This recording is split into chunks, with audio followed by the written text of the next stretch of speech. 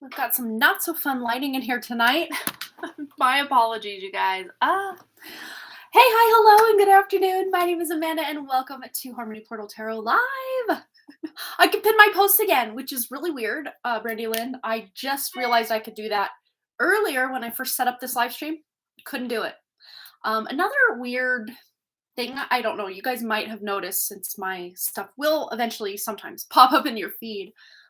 My thumbnails are like super blurry. Super blurry.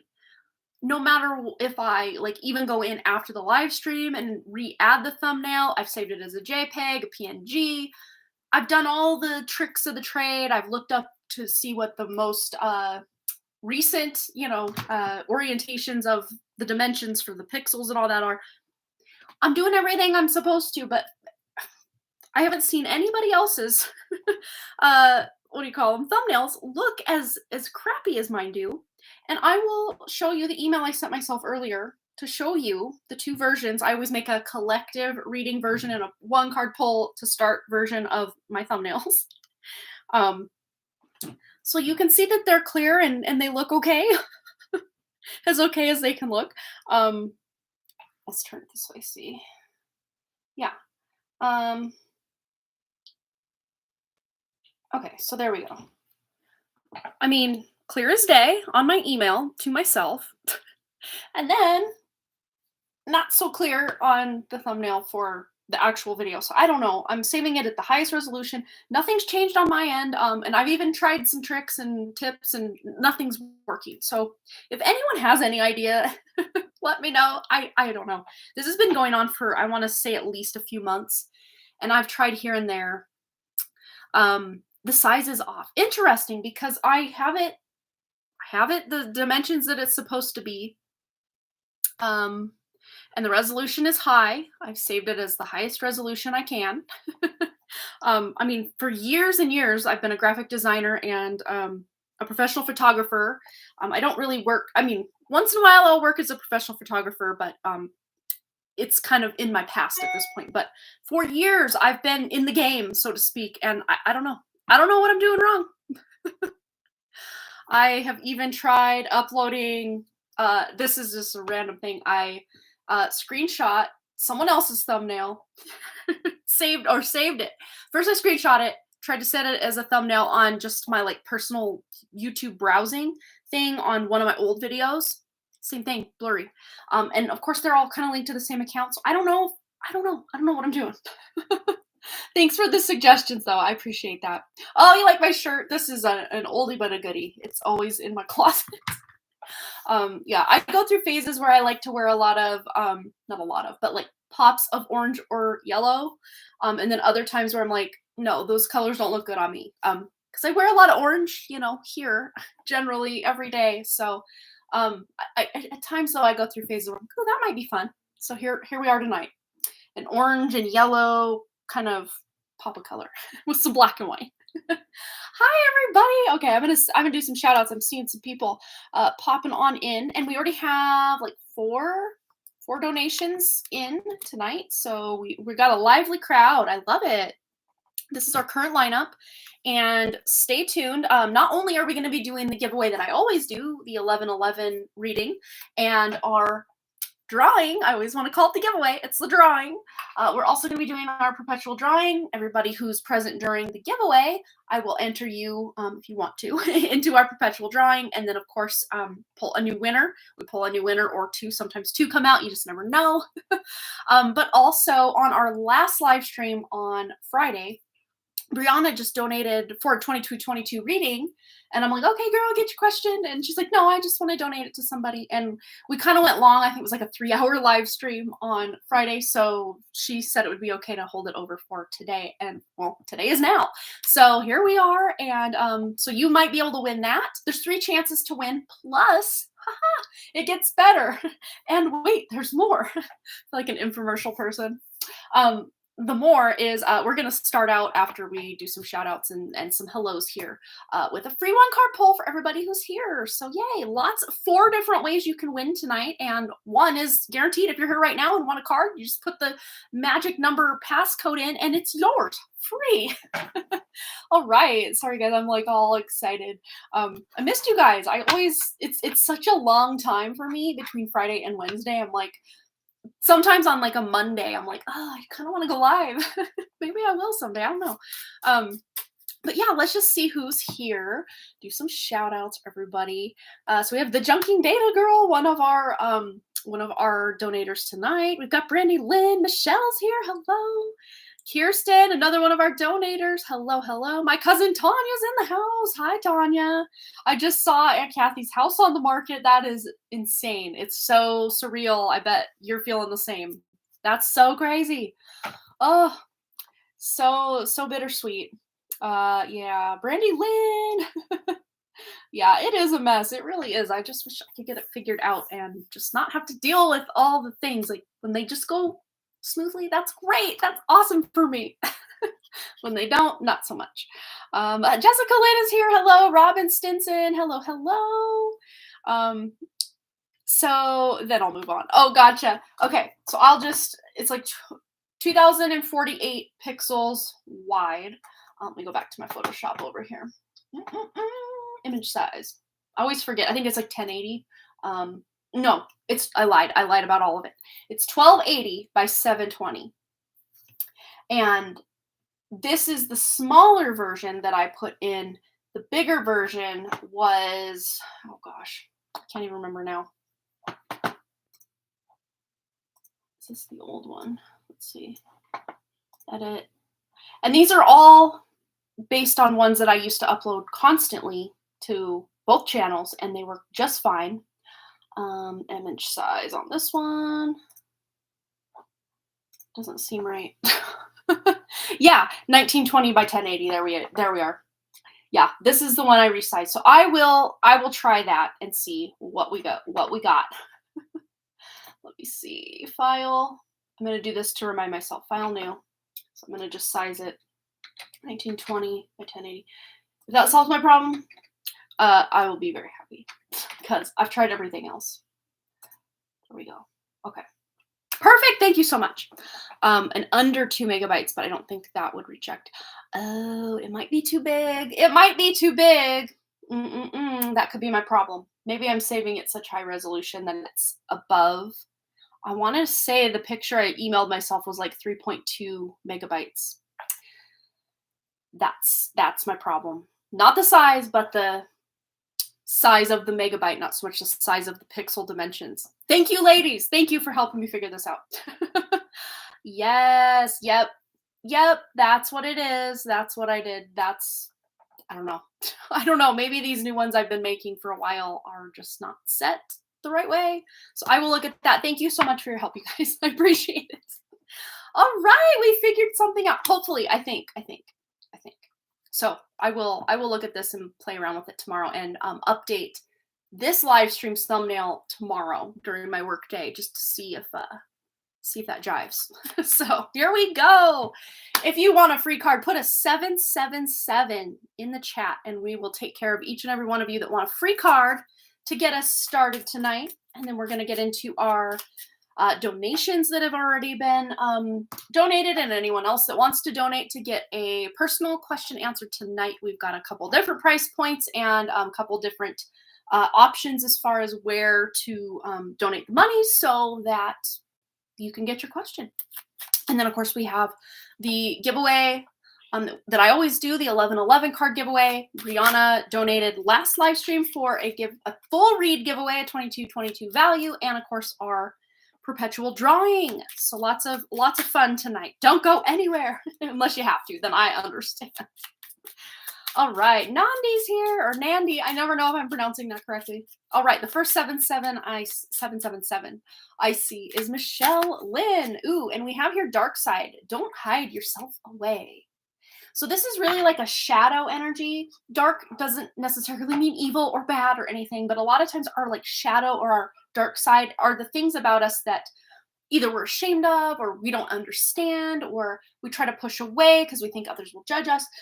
This to me feels like a very creative energy for you, Michelle. So if there's something that you used to enjoy doing that's very creative, or that maybe you put on the back burner, or someone once made fun of you like way back in the day and you stopped doing it, just maybe do some introspection just to see if you can figure out what that might be. All right, Kirsten, let's get Kirsten's card. Ooh, got a couple coming through.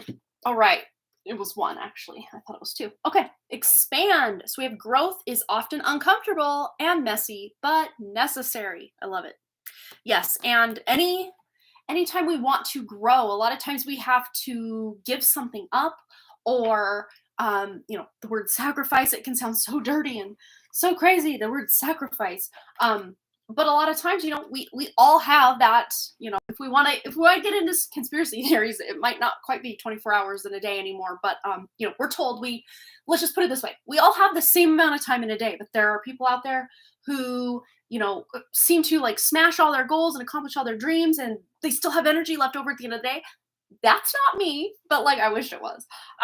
So it's really about, Kirsten, not judging yourself against somebody else's barometer of success, or what they're accomplishing, or what they're achieving, or what they are doing. Because to me, it feels like you're kind of about to come out of this almost hibernation mode. But if you have been doing things and kind of gearing yourself up to put yourself back out there, Kirsten, you're right on time. All right, so my chat just jumps. Let me scroll back down. Okay, Robin, let's get Robin a card. Robin, here we go. We have phases. Shine even when you're not whole. Very interesting. Kind of a piggyback of what we were getting for Kirsten. And this to me does feel like, again, some people are ebbing right now, others are really flowing right now, and some of us are somewhere in the middle. So if you're feeling held back, or like things aren't moving forward, just you wait. And not just you, Robin, but everybody here, just you wait, because by the end of the month, all the planets are going to be direct. All of them. Every single one of them, except the South Node, North Node / Rahu Ketu, because they always are. They're not even planets. They're shadow calculations of the north and south side of the moon, pretty much.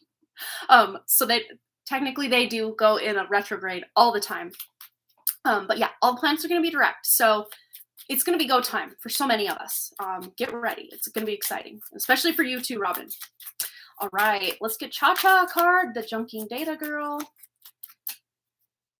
All right, there it is. All right. And we have new beginnings. From chaos comes calm. So if things have felt very chaotic for you, there is this calm time coming. But with the new beginning, if things have been kind of lull, there's so many collective energies coming in. So many of us are feeling these very similar things. But some of us might be on one end of the spectrum, others on the other. You know how it goes. But Cha-Cha, if you are looking to start something new, fresh beginning, new energy, now's definitely the time. All right. Up next, we got Tanya. Let's get Tanya a card. Your puppies are growing so fast. I saw your picture you posted this morning. So cute. Oh, we have a picture you posted this morning, and we have Morning Star. It says, keep shining even when others have quit. Wow. We're on such like a theme tonight with these cards. And yeah, this really is about you shining, and, not again to be in competition with anyone but yourself. And sometimes even that doesn't apply. If you're having a really off day and you're trying to compare yourself to 3 days ago when you were just, killing it and getting things done, that's not fair either. So again, it's about the ebb and the flow of the energy. But I think coming up, Tanya, you're going to have a lot more energy during the morning hours than you may have later in the day. All right. Brandy Lynn. We had another donation come in from, I do believe, Sandy. That's usually the amount she donates. So I will update my list very soon. And hello, Sandy. Hello. All right. We got all sorts of things going on with these cards right now. Okay. Let me fix the system here. Here we go. All right. Brandy Lynn. And here it is. The dark side. Don't hide yourself away. And I know technically you're still kind of in your sabbatical era. So, I mean, it doesn't mean that you have to come out of hiding and do all that right now. But this to me feels more like from yourself. Like this is internal energy, and maybe even just in the places that you feel very safe and vulnerable and comfortable, like your home and all of that. This is, allowing those parts of yourself that you may have hidden away or put to the back burner or what have you to come forward. Now's the time. I keep hearing that for everybody, like, now's the time, now's the time. All right, Jessica Lynn. Let's get Jessica Lynn a card. And we have here, discover, spot new opportunities. So you're going to have to BOLO, be on the lookout. I love saying that, BOLO. Be on the lookout for some new opportunities. Because I saw like the Ace of Pentacles in my mind's eye, but I also saw like the Four of Cups. So there might be something on your periphery or just something kind of just not where you can see it quite yet. And it just might be because, time isn't quite right yet, Jessica Lynn. But this is feeling like very soon you just maybe broaden your horizon or open your perspective just a bit, and you will find those more peripheral vision opportunities that want to come in. And it feels really exciting. This is an opportunity you're really excited about. All right. So up next. Oh, Tanya says it looks like you skipped me. Yeah, sometimes I get things in a weird order, and sometimes I do accidentally skip people. But hopefully you saw that I did do your card. Hopefully. All right, Nandi or Nandi. Let's get your card as well. And we have here, evolve. The cosmic potential flows through you. So you're being asked from your own spirit to evolve or to take something to the next level, to maybe shift something in a whole new direction, possibly. It feels very exciting, though. And we have discover on the back of the deck. And I just kept hearing in my mind, look at the back of the deck. So spot new opportunities. So this is kind of the card, from earlier with Jessica Lynn. But this to me feels like you're going to discover new ways to move forward or new ways to evolve. And those opportunities, again, much like her reading, might be on the periphery, and it's going to be time very soon, if not right now, for you to start just being very open to these new opportunities, which is very exciting. Hello, Sandy. Anyone else that did not get a card and wants one, put a 777 in the chat. I do see people here that didn't put a 777, but some people may not want a card. I don't want to presume they want a card, but if you want a card, put a 777. Yeah. Oh, you're most welcome, everybody. Yeah, 2 after me on the screen. Yeah, sometimes they just go in a weird order. I don't know what it is. I don't know what it is. All right, I'm gonna take a quick drink of water just to do last call for anyone else. We got about 3 minutes left of our, I don't know what you want to call this, our free one card pull time. Oh, and I started something new. Yes, I'm still drinking water, but I'm not putting ice in it anymore. And I'm actually kind of getting it, not quite room temperature, but I used to just constantly drink room temperature water. And I just felt like my whole system and everything just did much better that way. I know it doesn't taste as good, but I'm not one of those Stanley girls. I always forget the hydro flask, I think. Only because this is what my husband bought me. I'm not a snob. If it works and it's durable and it's sturdy and it lasts me a long time, that's cool. So if it was, a Stanley, or it was one of these, or it was something else, I'm cool with that. But I'm the weirdo. I'm the random weirdo that once I see something starting to pop off and get real popular, I almost get turned off by it. Anyone else? I'm like, I don't have to be that girl, I don't know. Maybe it's just me. But the same thing happened. And I think that's probably to this day why I still haven't read Harry Potter or some of those others like Hunger Games, Lord of the Rings, a lot of that, even George R.R. Martin's books. I know it's weird though, because I pick up a lot of just pop culture, references to these things. So I feel like I know a lot of the storylines, even Star Wars. I haven't watched any of it.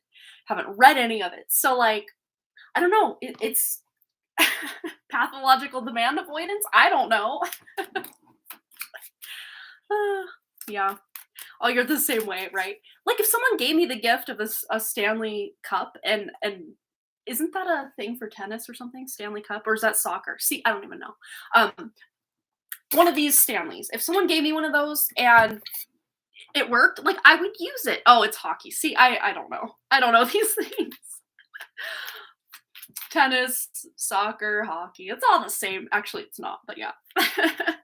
Oh, you grew up near Detroit. So you almost had no choice but to at least know about hockey. Even if you didn't care for hockey, you probably at least knew about it.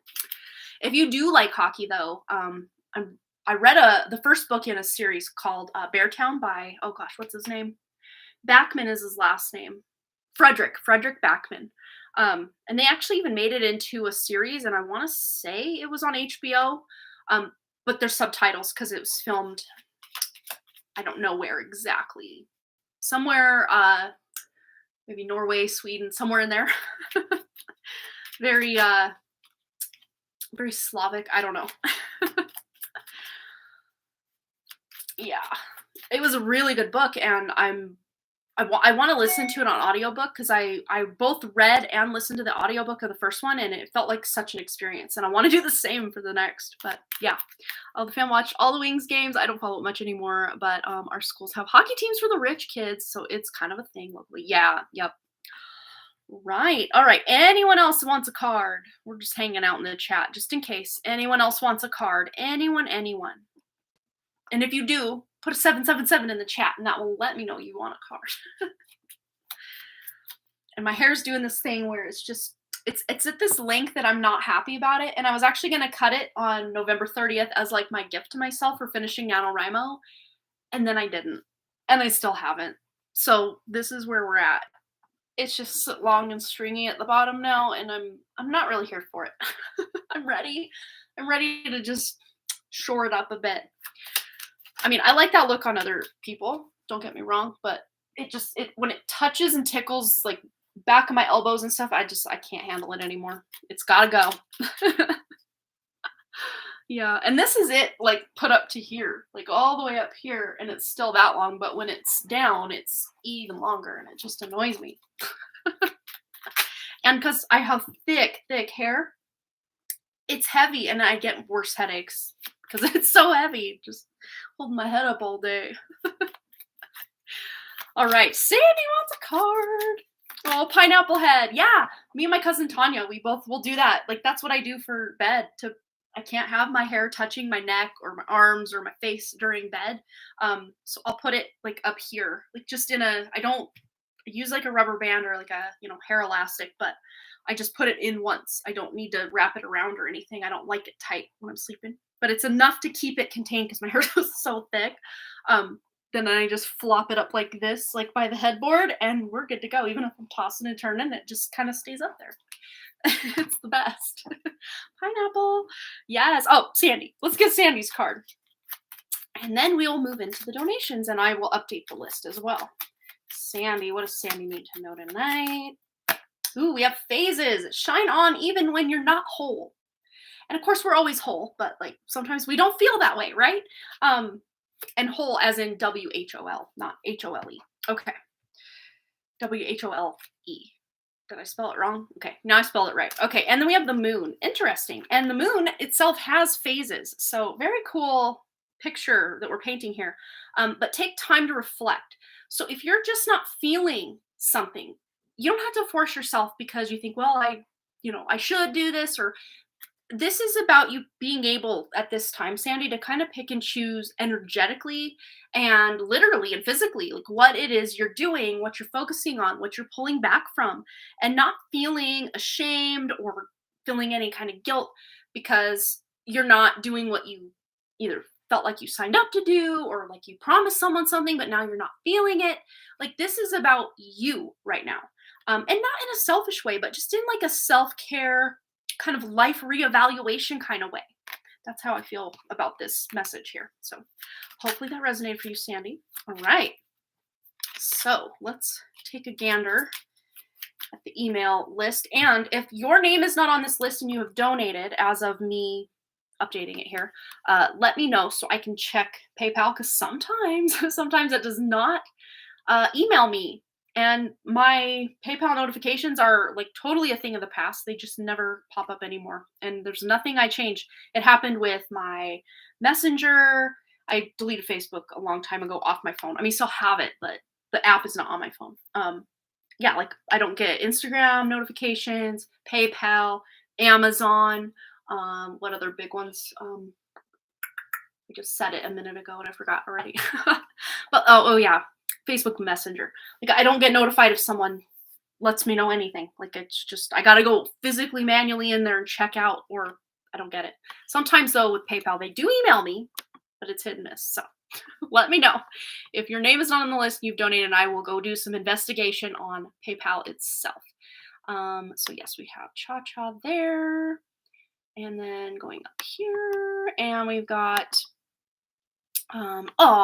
so we have 2 donations from Sandy. One is for her, a general reading, and then one is for her friend Kathy. Very nice. So we will update our list real quick here. Kathy. I'm gonna make sure I spell Kathy's name right. Okay, so, and then we have there's Kathy. Hello. hello. Okay, so just Sandy and Kathy Valentine. What a cute last name. I love it. If it is your last name, or if it's just part of your name, it's very cool. All right. So that is what we're working with currently. Looks like we're up to date there. So the first person on the list is Brianna for a 1-card read. But if she's not here, which she would normally participate in our free 1-card pull if she was here. So I'm going to assume I'm going to timestamp hers. So if that's the case, my pen just went flying. Okay. If that's the case, I will just put her toward the back of the list. We can timestamp that. And then if she does pop in, we can do hers whenever she's here. Or we can just hold it off till the end so that those of you that are here and have donated, we can just get right into your readings. So the first one would be Kirsten. And I don't know, Kirsten, if you wanted a full read or 2 1-card pulls, let me know what you want to do with your 2222. Hey, that rhymed. And then that would put Cha Cha, the Junking Data Girl, on deck. So I'm going to write myself a little note here to timestamp Brianna's. Okay. So yes, Kirsten, go ahead and post either your first question, or if it is 1 question, your full question, and we'll get right into it for you.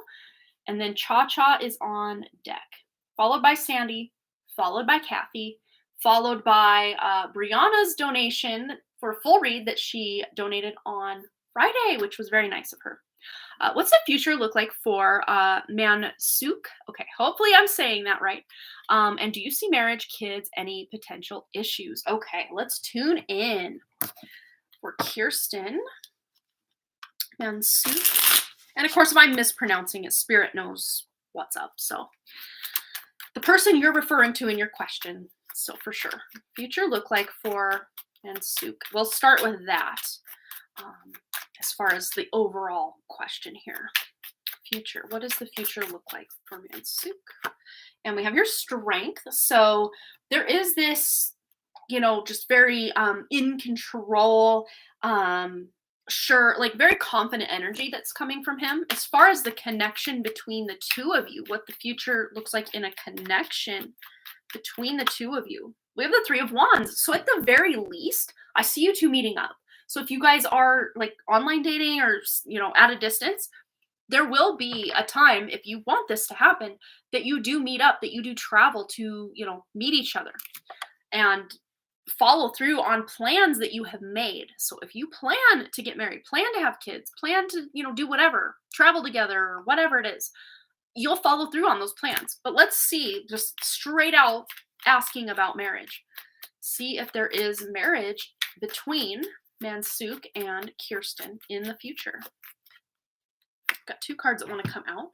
Interesting. We have the 3 of Pentacles, which is about working together, and the 6 of Pentacles, which is about, give and take and balance. And this to me feels like friendly energy. I don't know that feels very romantic energy, but it definitely is supportive and stable and friendly. It's friendly energy. I just don't know that when you do meet that there's going to be like a big fireworks display of sparks or anything like that. But we can tune into that because I didn't specifically ask that. I more asked about marriage. And that fact could be, with a lot of pentacles here, it's like you would come into money as a result of marrying because this person's already well off. And as by way of you being the wife, now you're well off. You know what I mean? As far as like a romantic connection, there is like a romantic connection between Mansuk and Kirsten. Oh, keep going. Okay, I'm going. I'm gonna keep going. Here it is. Oh, Wheel of Fortune. So really, this is kind of a time will tell answer to the question, and it might even be that he grows on you as far as, you there's nothing, red flag wise with him when you first meet, but there's really no chemistry or spark right away. But then the more you get to talk to him, the more you get to know him and his personality and, his quirks, you start to then grow feelings. That's really what I see with this. But again, he definitely is well off, or by the time you do get married, would be pretty well off. So if that's important, it's very obviously stated here that that's the case. Now let's ask about kids. Are children a potential for Kirsten and Mansuk through their connection?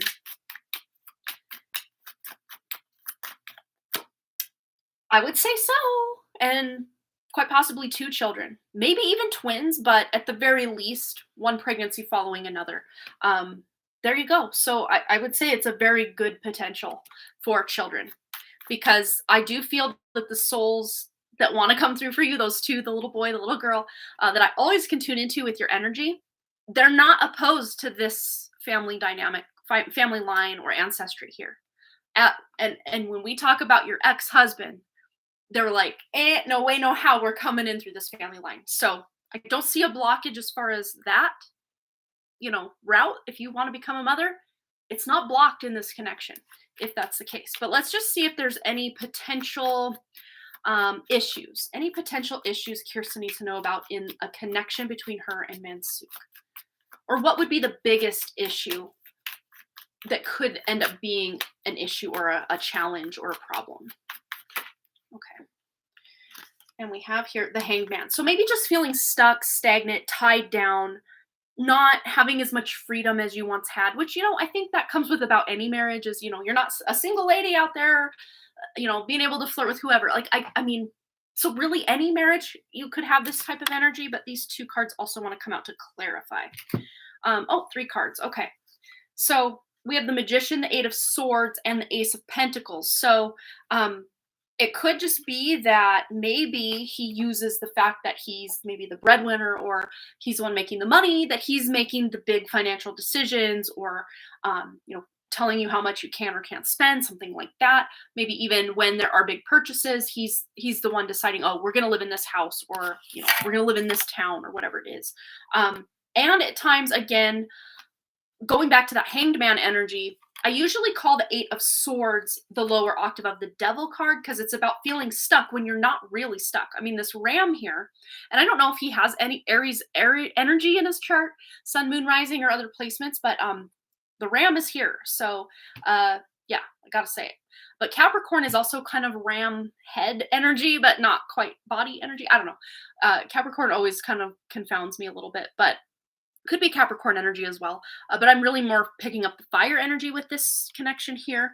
And with the Magician, this is about being able to shape this into what you want. But there might just be this feeling like you don't have as much freedom.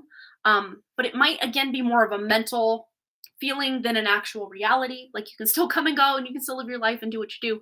Oh, wants to start a clothing business. There you go. Very cool. But yeah, as far as, big fireworks and sparks and all that, I think it's going to take some time to build up to that. Or, as you get to know him, then you start to fall for him. Kind of a slow burn thing, which is, there's nothing wrong with that. Nothing wrong with that at all. I have one of those romances in my book. I love slow burn romance. Very fun.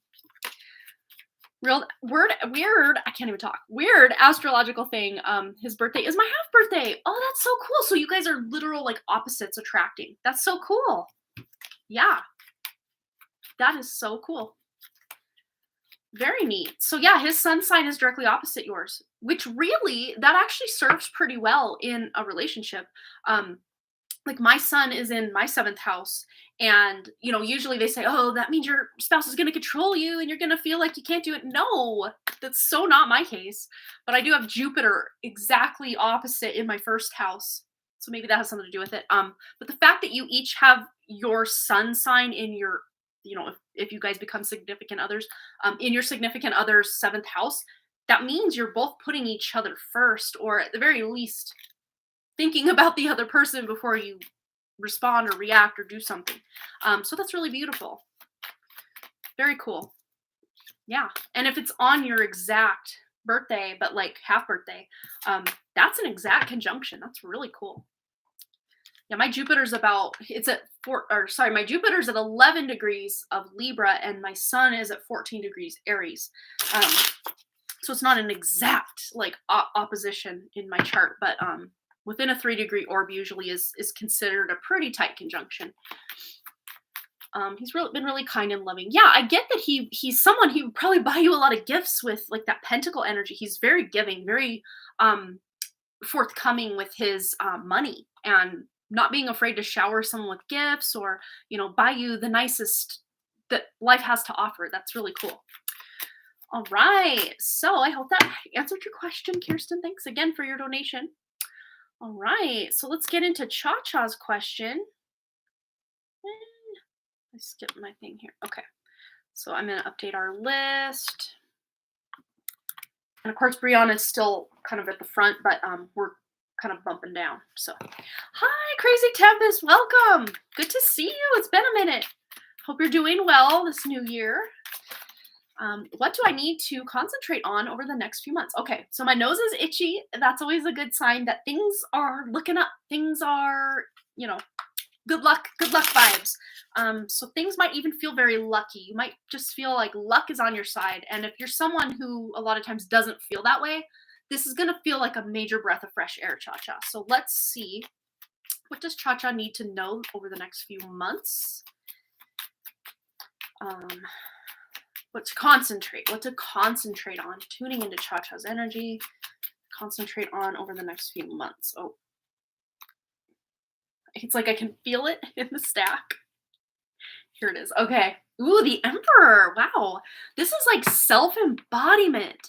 This is success. I mean, at the heart of this card, I always have to point out, it's about success. It's about sometimes ego, but I don't see it like full on like ego battles or throwing your weight around in that way.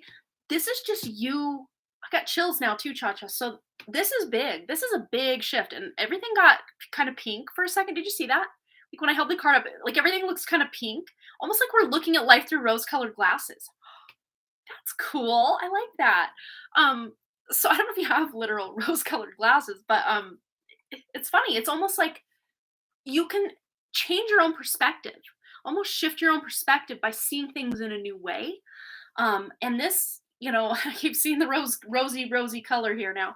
But the Emperor really is about exuding confidence. And if you're someone who at times pulls back or feels shy or, doesn't feel great about their own, confidence or self-esteem, you're going to see a major boost in this area of life to feel much more confident about yourself and what you've got going on. But as far as what to concentrate on, it's all about you, baby. This is about you concentrating on leveling yourself up and not to meet anyone else's standards, but your own. So if there's something you want to learn, especially like about yourself, if you want to dive into your astrology or your human design or your life path number or, other numerology or, just about, I don't know, any kind of ailments that you have, learning everything you can about the best way to take care of yourself if you get chronic migraines or, have a issue of any kind, just looking at the best ways to take care of yourself and, make your, personality and your body and yourself the best version of you for you, not for anyone else, but for you. So you're really going to be feeling pretty good though. Again, with the rose colored glasses, like everything is just red. Like what is happening? So let's get some more information for Cha-Cha. Anything else she can be focusing on over these next few months? Focus on and concentrate on over the next few months. Ooh, we have Knight of Swords. This is about moving forward. Yeah, this is about, having an idea and not waiting. And a lot of times, if you don't have a long-term game plan with something like that, you can fizzle out. But I don't see the fact with this Emperor here that you're going to fizzle out on something. So if you get an idea and kind of get a wild hair to go try something, do something, create something, do something to treat yourself, if it's not going to completely break the bank or put you out, especially that's a good move because it's something that's going to enhance this feeling of feeling just successful or more embodied in your own just confident energy. It really feels good. Let's see we got a lot of internal stuff here. So let's see anything external to Cha-Cha to focus on. And of course, if they give me another internal card, I'll know it's more about the internal for sure. But usually as within, so without. So there's going to always be things going on outside of us, even when we're doing a bunch of work on the inside. So external things Cha-Cha can concentrate on, focus on over the next few months. There it is. Yeah, this is a pretty clear message. So, Emperor, I was really seeing this as your energy initially, but I also see this as your energy. This is the more masculine, take action, make things happen energy. And then the Empress is, yes, she's still doing a lot and accomplishing a lot, but also she's ready to receive. So this technically could even be, you focusing or concentrating, if you are married or in a romantic connection, on each other or on the relationship itself. Maybe going on like short trip or a date night even. That could be something you could see with this literal interpretation here. But I also see the Empress as like the mother energy. If you do have children, focusing on your children, or if they don't live with you, calling them up and saying hi or checking in. But also mothering and nurturing yourself, kind of going back to that, doing those things for yourself, concentrating on yourself. It's all about you, baby. For sure. But also the home. I always get such a home vibe whenever the Empress comes out. It is about the home and, homemaking, home, housekeeping, all the things. So any like literal physical housekeeping that you want to do or should do or could do would be really good to focus on that at this time as well. Let's get some of these story cards in the mix. Let's just see anything else Cha-Cha needs to know. Yeah, solitude. So it's about the home specifically. It doesn't mean you have to turn into a hermit and never talk to anybody or, go anywhere fun, because there is forward momentum and possible travel energy with the Knight of Swords. There's movement here for sure. But again, it's about the balance of the giving and the taking, the receiving and the action. It really is a balance, but I would say prioritize being able to do whatever feels like solitude to you. For some people, that looks like staying home. For other people, that looks like going on a hike. For other people, that looks like going to the mall and shopping. Whatever solitude means to you. This is what this is for. Anything else? Woo! We got 2. So we have cyclist. Oh, maybe you are getting out in nature. I don't know if you have a bike or even like an exercise bike or something. But we have cyclist here. But I'm also drawn to the word cycle. So it's like you are shifting cycles. And we do have 2 wheel energies here with the bicycle, 2 wheels. So this could be just about changing or shifting a cycle of something. And we have healing as well.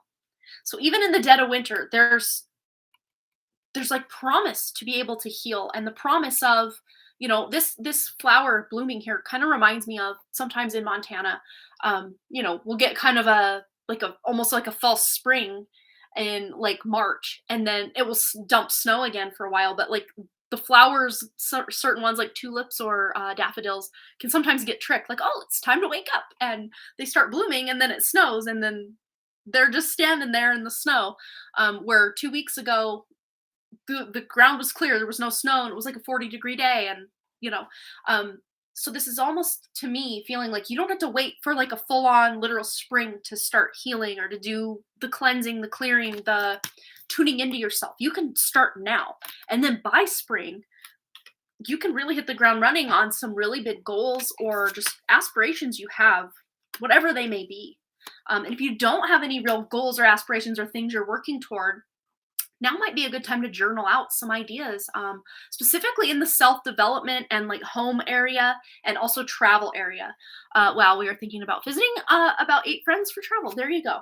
There you go. Yeah, so there's a lot of good stuff here. And really, you're the one in charge here. So if you're feeling like, oh, I want to try this, then try it. If you want to pull back on something and not spend so much time doing something or break a habit, then go down that road. Maybe there's 2 or 3 different things you're trying to do or implement or learn or create or be or do. Hey, it's all going to be up to you. That's true. I am lost about what's next or setting goals. Yeah. And a lot of times when we don't have a clear goal, I mean, think of this. Think of your life as you getting in your car and you're just kind of driving aimlessly. And that's fun sometimes. Like, I mean, sometimes my husband and kids and I will just go for a drive, just see where the road takes us, kind of within the town and surrounding towns, 30-mile radius or so. And sometimes, though, that's fun. But other times, it's like usually when I get in my car, almost always, not always, but almost always, I have a destination in mind. In the morning, get the kids loaded in the car, take one down the hill to school, one up the hill to school, and then back home to work.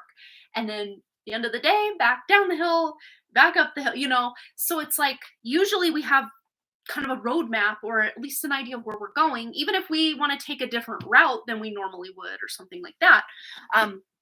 But yeah, just journaling or kind of getting kind of what's the word? getting clear about what direction you're going or what you want to do, what you want to be when you grow up. It's like I'm 41, I'll be 42 in April, and I still don't really know what I want to be when I grow up. I mean, I have ideas. I know it's going to be creative, and I know I love writing novels, and I love doing this tarot stuff, and I love doing all sorts of other creative things. So who knows? Who knows, really? And who's to say that if I'm, or you or any of us are doing one thing that we have to do that forever? We don't. We can shift at any time, and that's the beauty. So yeah, maybe just get some clarity. And if you're not sure on the clarity, just literally ask your spirit, your own true spirit, for a sign or a very clear message about your next steps or what direction to go. Because your spirit is always talking to you, but it doesn't yell and scream to keep up with all the distraction in this realm. It whispers. So we got to get calm, cool, and collected and quiet to be able to hear that spirit a lot of times. All right.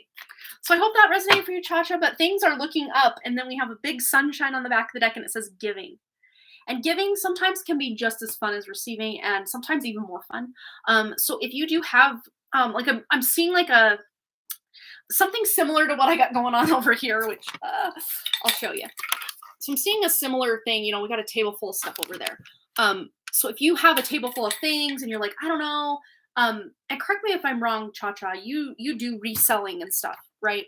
But it's almost like what I'm seeing in my mind's eye is I don't know if I'm going to go to the trouble to sell this thing, and I don't really want it myself, and I don't want to go down to the donation place, but I think this would be perfect for, my friend so-and-so. So I'm going to see, or maybe you wrap it up as a gift and give it to her on her birthday, or, it's about giving things that maybe you already have, or, if you're someone who likes to bake, cookies and cakes and stuff, and, maybe it's not anyone's birthday, but you just felt like baking and now you're sharing the love.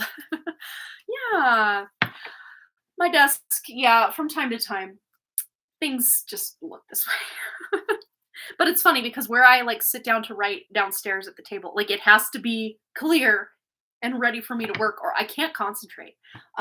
Here's different. I don't know what it is about this room. It can be as cluttered as possible, and I could probably do better in my creative pursuits in this room if it was clearer and not so cluttered and chaotic. But there's something about this room that it doesn't faze me so much. But if I'm down in my kitchen and there's a bunch of dishes in the sink and, the dogs have tracked mud in and I'm trying to write at the table, I just see all the stuff that needs done and I can't focus. But in this room, it's almost like I got tunnel vision or something. I don't know what it is. You're so welcome. Oh, you are spot on. Well, I'm so glad that resonated for you, Cha-Cha. Big hugs. Clarity's coming. But it might just be up to you to kind of get the ball rolling on that clarity by asking for a sign from your spirit or doing some, journaling or just writing out, where do I want to go next? What do I want to be when I grow up? All the fun things. You're so welcome. Absolutely. All right. So up next, we have Sandy.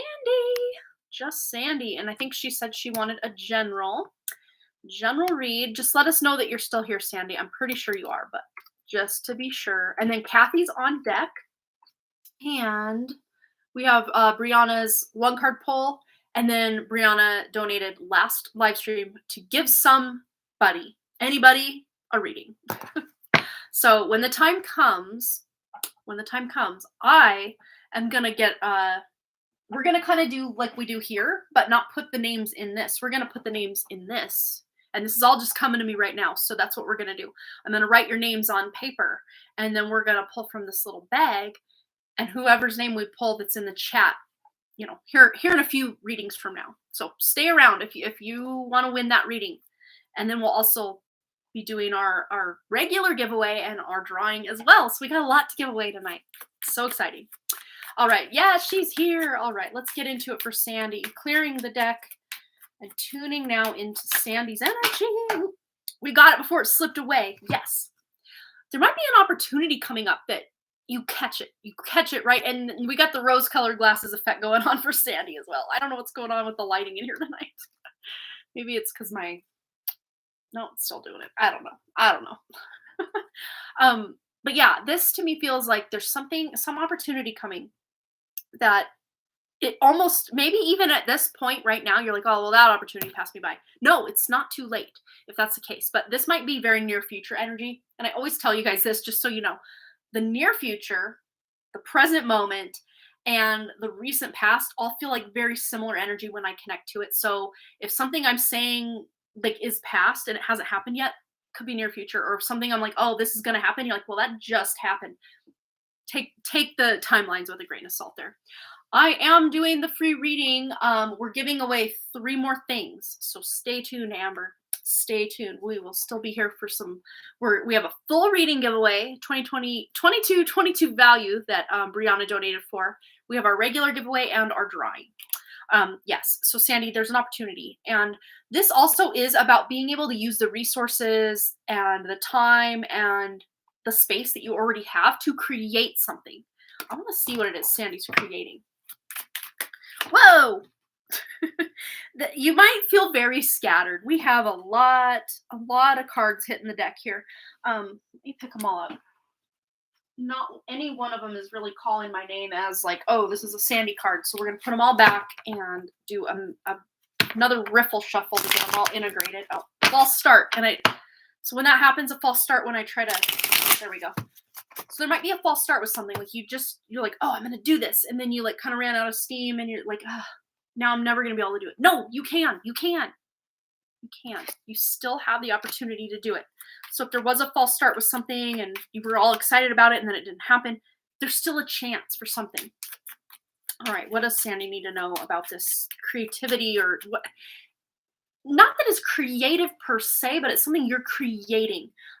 Everything we do in life really is a creation of ours, or, we're creating or co-creating with the energies involved to make things happen.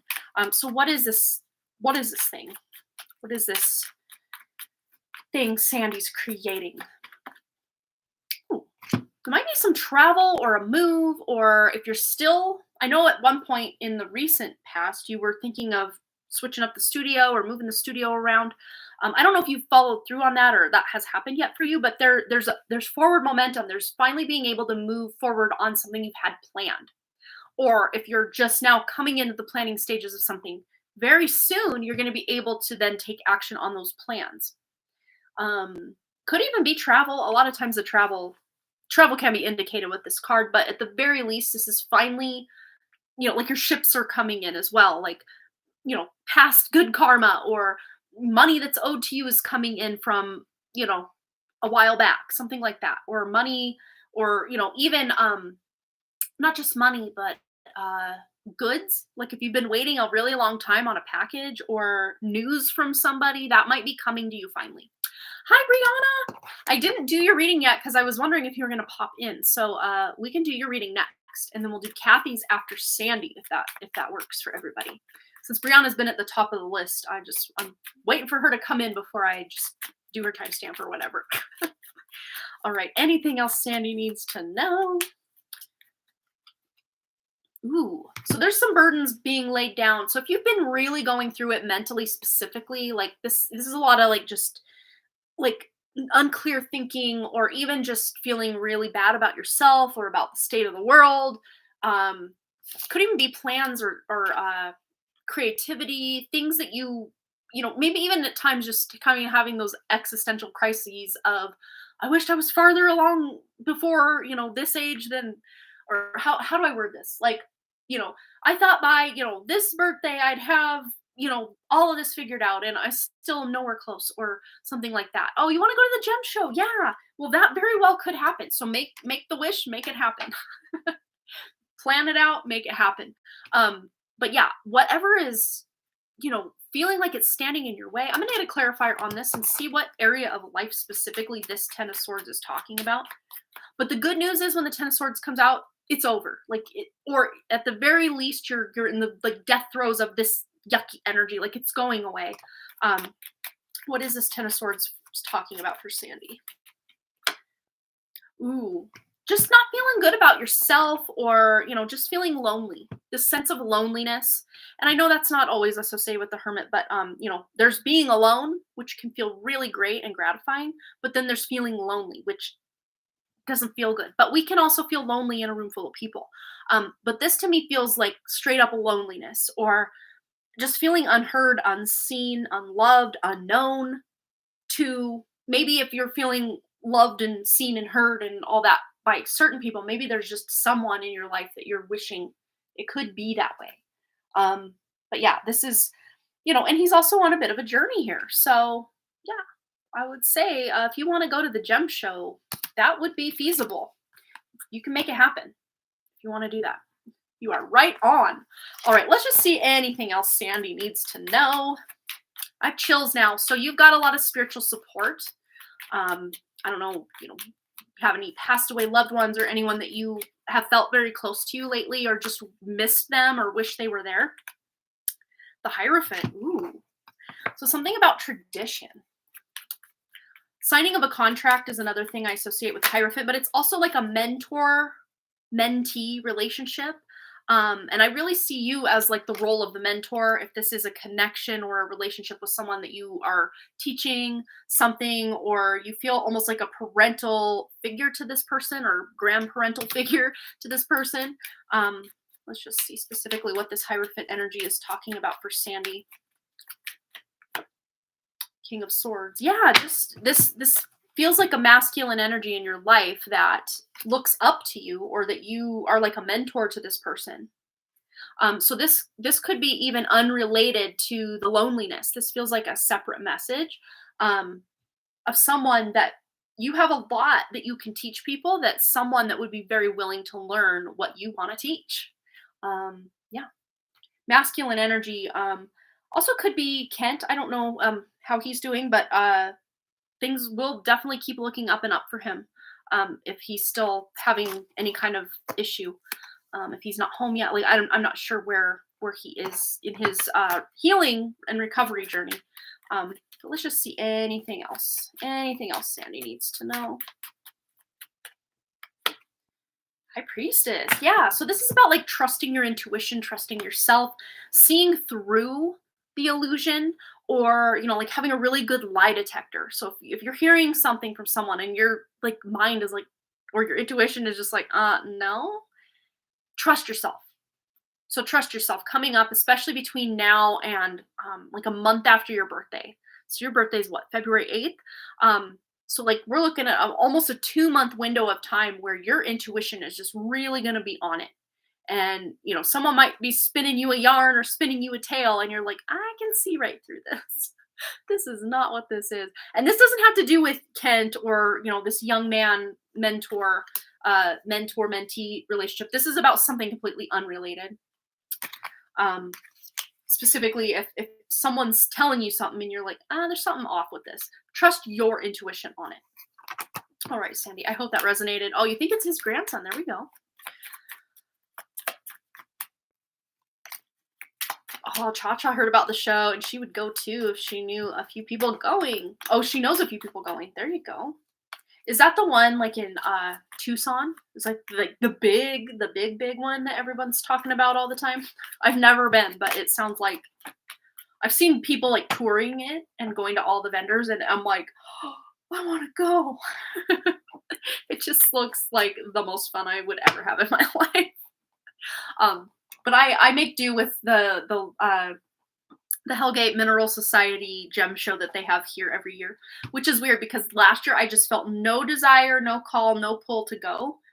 But I've got some things kind of simmering on the back burner, about to be moved to the front burner in my like creative life, that I'm like excited now to go to the gem show, to buy things, not for me, but like for some projects. So I'm very excited. It's in March 16th for the one here in Missoula. So I'm going to be going to that one. Well, the 16th and 17th, I do believe. Yeah. All right. Yeah, it's that one. So fun. Yeah, that's a big one. That's the one that people come from all over to go to. So if you're going to go to one, that would probably be the one to go to. That sounds like the most fun.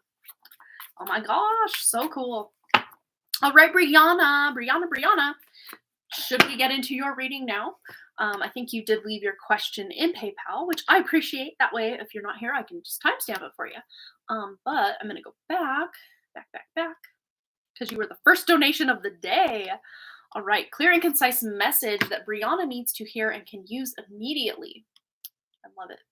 All right, so going back to the camera view, Brianna, and just in case she ducked out again, we're going to timestamp it at 1 hour and 21 seconds. 1 hour, 21. All right, she's here. Okay, very clear and concise message that she can use immediately. All right, Brianna. Ooh, the Hierophant. Love it. So I don't know if there's any kind of contract. Contract is like the first thing coming to my mind for you. This could even be like a spiritual contract or a contract you're just kind of signing as far as like, oh, I'm writing out my goals and now this is my contract for my next action steps. But this a lot of times can be about, mentorships or, getting mentored by someone, or if you are the one mentoring someone or giving really great advice to people. Let's get a clarifier on that and just see what this specifically means. There's a lot, and I don't feel it's any one thing. There's a lot of potential here, but you're maybe feeling like, oh, that's not feasible for me, or oh, how would I make that happen? So the only thing really holding yourself back here, Brianna, is you, and maybe even just your thinking or the way you're looking at something, your perspective. This is about I have major chills. Oh, your heart is beating so fast. She loves it. So this really is about you being able to shift your perspective and see that, yeah, no, I can do this, or I'm gonna do this, or nothing's gonna stand in my way. And yeah, I mean, we co-create with the universe, so it's not like we can just force our will on everyone and everything. But this is about utilizing the energy that's currently available to you. It's a very flow state kind of energy, and you're almost at times second guessing yourself, like, oh, this feels too good to be true, or it can't be this easy, or if things feel really hard, you're just like, oh, well, that will never happen for me, and it could be in the span of 1 hour, you go from one end of the spectrum to the other. That is happening in this moment. My mind is truly changing. That is amazing. That's a great place to be. But whatever it is you've got going on right now, Brianna, it's transformational, because these are two major arcanas, and they don't just come out willy-nilly. This is big magic, big energy here. I love it. You got I feel an evil laugh coming on, but in a non-evil way. I love it. I love it. Yes, queen. Yeah, because this is like a killing of your old version of you. The old energy, it's like out with the old, in with the new. And I almost read this little serpent slash lizard guy as almost like not the lizard itself, but the old skin of the lizard. You know how the lizards and the snakes, they'll shed their skin. It feels like the old, external. It's an external shifting, but also an internal sloughing off of, because this is what I see, Brianna. It's like as you shift on the inside, you really start to see yourself in a new way on the outside. So maybe you're dressing differently, or just feeling this urge to, style your hair differently, or, whatever on the external is starting to reflect these big internal shifts. And it doesn't mean you have to go, completely change your look or anything like this, but there even just might be this external glow about you. But if you are thinking of switching or changing something up, I would say it would be very supported in this energy as well. King of Wands. Yeah, this is really about feeling motivated, inspired, and not just you yourself feeling motivated, inspired, but you're motivating and inspiring others. I think it's this external glow, and I just have chills this whole time. I don't know what it is about your readings lately, dear, but I just get this like almost like swoony kind of energy.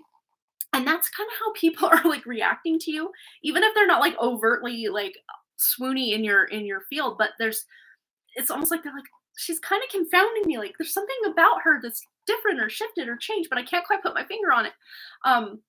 So if you kind of want a little, I guess, sneak peek on how others are starting to view you and your energy is they're feeling very inspired and almost like they might even start to say, you go out to lunch with a friend or a family member and, either at the end of the lunch or whatever it is you're doing together, or, you have a phone call with them, at the very end, they may just say, "Hey, I really needed this. Oh, you lifted my spirits," or "I just feel so good right now. Like I could just yell from the highest rooftop because I just got to hang out with you and you just make me feel so good." Like, yeah, confounding is the word, man, oh man, right? Yeah. So you're not only feeling inspired within your own self, but you're inspiring others. Others are picking up on this energy as well. All right, I just want one more from the story cards. Anything else Brianna needs to know? Clear, concise message that she can use immediately. Yeah. And again, this goes back to the beginning of, well, how can I make this? And again, with the hangman, this is what you're putting to rest, is that uncertainty. It's like, well, how am I going to make it from here to here? Or how is this going to even happen? And again, with the confounding energy, that's what's passing away. That's what's going to be a thing of the past. That's what you're sloughing off. Yeah, I'm healthy. I'm finally in in God power. Every talk is so happy after I connect with them. It's so beautiful because I wanted this power before I could share. Right. It's like we have to embody that thing that we want to be able to, if we're just giving to others and we're not giving anything to ourselves, we can't give from, yeah, we can still give to people, but the quality of what we can give others when we're really taking care of and giving to ourselves is exponentially more huge. Like it's just so much bigger. And that's, I think, what you're learning either on a conscious level or a subconscious level or both, that when I can really fill my cup up, I can then really give I'm not depleting myself to give to others. I'm giving from the overflow at that point. And that's really what I see here, is you being able to, think of, well, I want to do this and I want to do that. And then you maybe at times can get into this thinking of, well, how am I ever going to, I've only got so many years on this planet. And, even all the years I think I might live aren't even always guaranteed. So how can I make the most of the time that I have? And, you might even think, well, I could spend all this time doing this, but like, would that be more beneficial to the world than this thing? And then you're kind of confusing yourself. And that, again, wrapped up in this is what you're leaving behind, because you're getting a lot of clarity here to be able to know what your absolute next steps or, your absolute biggest moves are. Doesn't mean you can't stray from the path and try other things absolutely you can. It really is, though, mostly about just getting clarity on your main path. And a lot of what your main path, Brianna, is consisting of is you just embodying the highest light of your own light that you can. Or it's like, you may have come onto this planet with this little cup that you can barely hold anything into. And it's like, the more you grow and expand and learn and, really embody your spirit, the bigger your vessel gets and the more you can hold. And then, of course, as you're overflowing, you can share even more because you're able to hold even more light. And it's not like you have to, go out and give people all this stuff. Just, again, them being in your energy, or, being able to take a yoga class from you, or, whatever else you've got going on. That is the gift, So it's not like you have to think of all these ways that you can give back. Just you being here is giving back. Oh, she's got tears. Yeah. I mean, this is a huge message. And so many of your readings lately have just been boom, boom, boom. Big mic drop moment. Big mic drop moment. It's cool. I love it. So yeah, this uncertainty, it's like you're looking before you're leaping, sure, but at the same time, you're trusting, having faith in your own spirit and your energy to get the job done, whatever that is, and to be able to embody, more light, more light, more light. Like, and yeah, we all have ups and downs, good days, bad days, and all that. And this is you taking into consideration that I just need some time to rest now, but bet your bottom dollar I'm going to be back out there soon, and I'm going to be coming back stronger than ever, if you do hit those lower points, for sure. All right, Brianna, big hugs to you. So cool, so cool.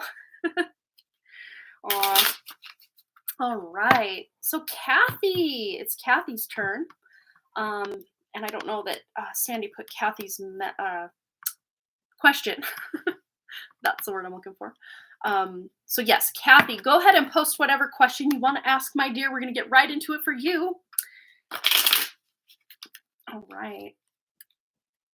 So these are the story cards. They're called Story Cards Oracle, I do believe. And then this is the Affirmators Tarot. I wasn't sure which ones you were talking about. And then this, I always forget the name of it, but I have the box right here. Oh, Starlight. So these are just a cute little, got the gold foil. They're so fun. They're the Starlight cards. These are the ones I use at the beginning. Yeah, they're really fun.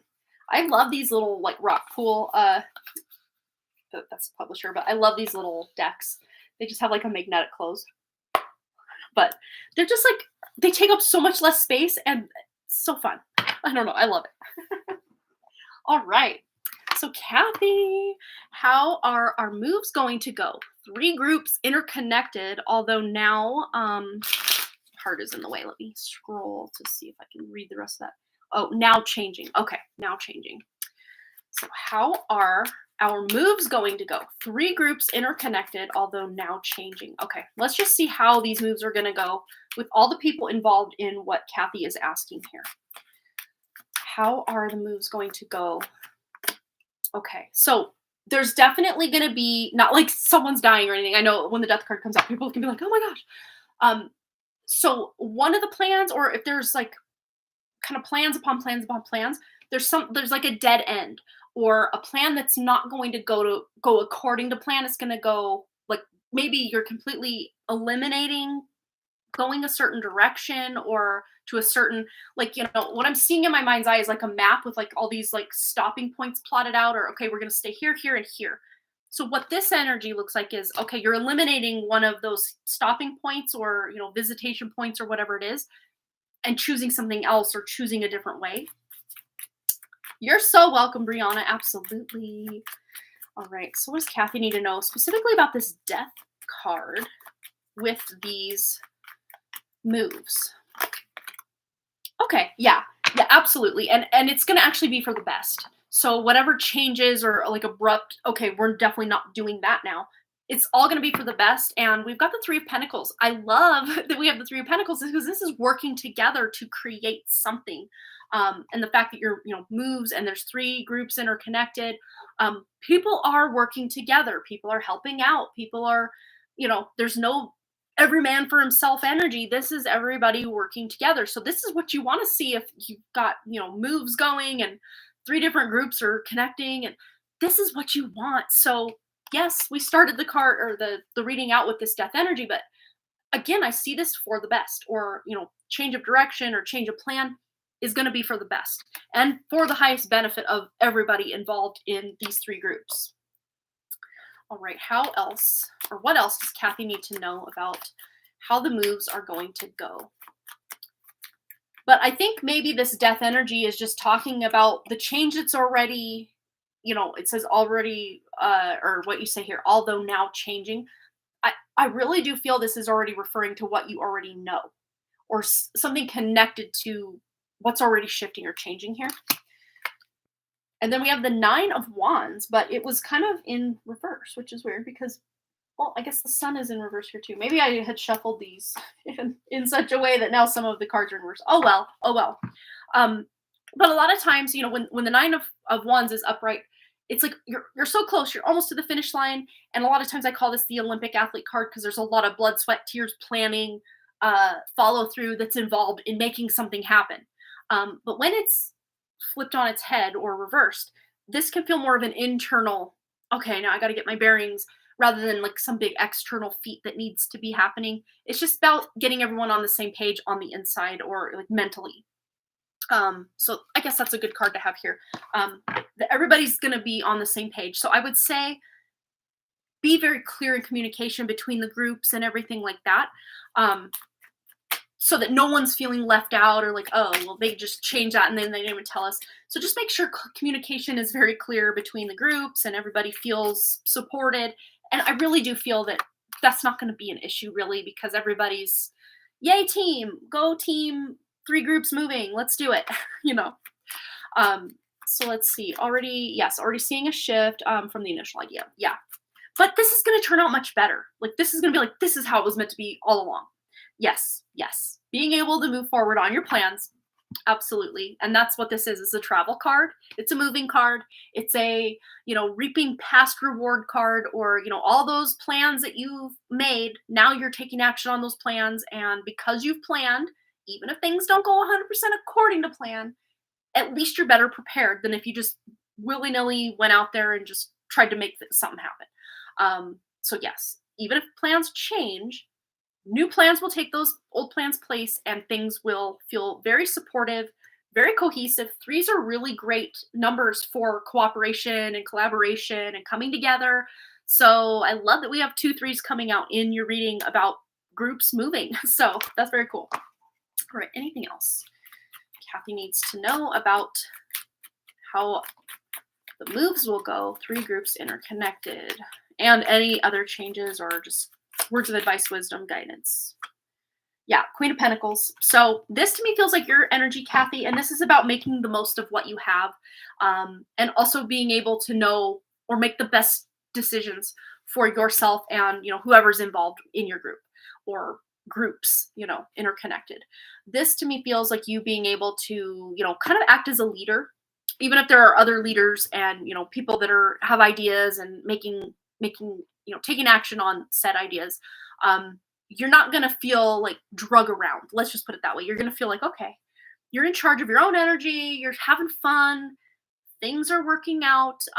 You're making the most of good situations, and maybe, any kind of shifts or changes that need to be made. You're doing what what you know to do with what you have, the information you have available, the resources you have available. And it feels not only like you're solving any problems that are cropping up, but like it feels very adventurous, adventure like you're not mad at it. Even a trip you're really excited to take can have its kind of boring times, or kind of like you're impatient a little bit. But this almost just feels like you're just rolling with the punches, or going with the flow, or just feeling really good about what's going on. It feels fun. So yeah, you're definitely being able to follow through. Anything else? Actually, I want to go to the story cards. Anything else Kathy needs to know about these moves and the 3 interconnected groups? Ooh, I don't know if you're going to the ocean at all or somewhere near water. We got a surfer card here. But this to me, I'm picking up more of the attitude of like the surfer dude, like the stereotypical surfer dude of just like, everything's cool.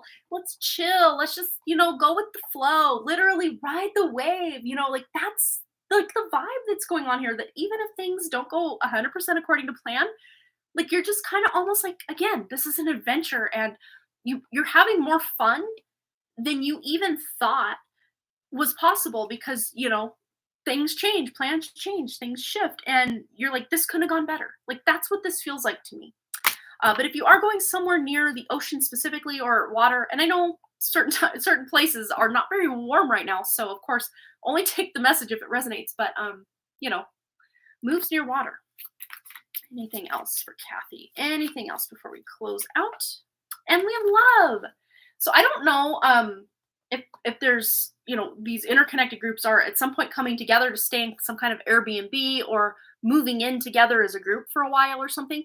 If that is the case, there's a lot of love, or whatever grouping that you are in, there's a lot of love being shared, and a lot of really close connections being made in this move. So yeah, absolutely.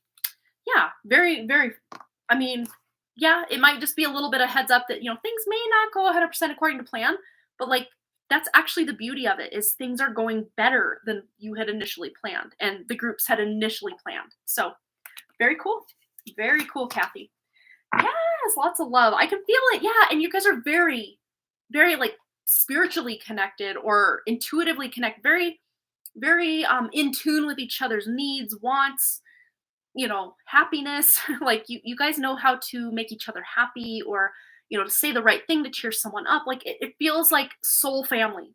If this isn't literal family, this feels like people who care very greatly about each other. So yeah, there's no snake in the grass or anything like that. Everybody feels like no one's feeling left out. Again, though, making sure communication is on point, so everybody knows what's going on. So there's no big, surprises. I think everybody's gonna feel, yeah, literal family. Then yeah, everybody.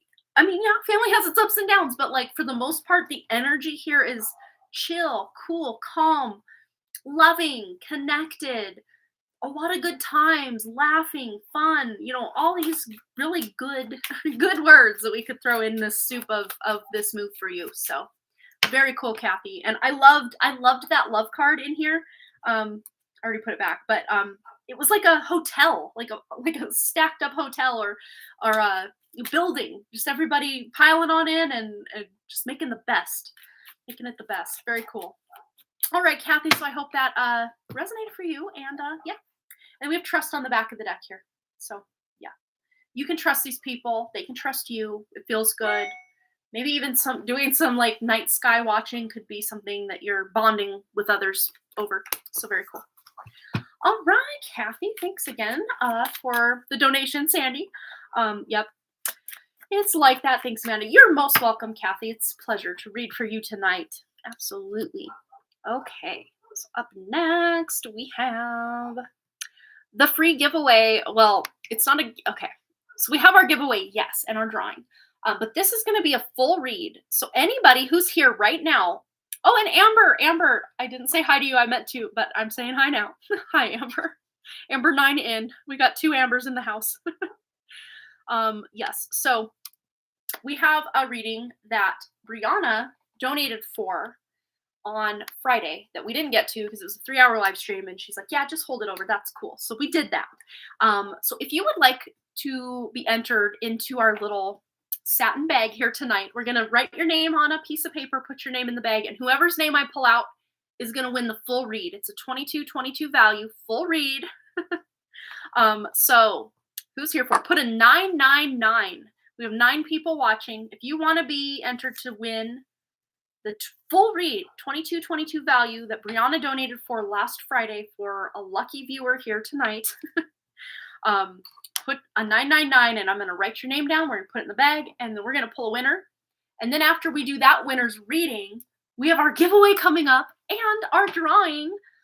So it's going to be like a fun fest for the next however long. Okay, let's see who wants in. Okay, Amber 9 in wants in. And these names are not going in our perpetual drawing. They are going in the silk bag. So we got Amber 9 in. First entry into the bag. Second entry, we have Michelle. So some of you that are here right now might be doing 2 drawings tonight. Very fun. I love a good drawing. It's always fun. I have more fun drawing the name and giving the win than winning myself. I don't know what it is. It's just so fun for me. Yes. Okay. The junking data girl.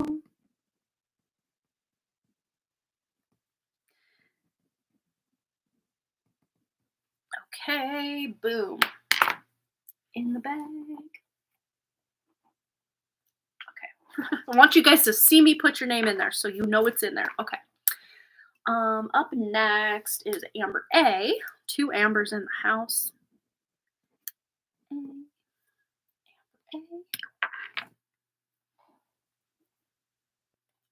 There we go. Hopefully you saw that and I didn't hold it too high. And Brandy Lynn.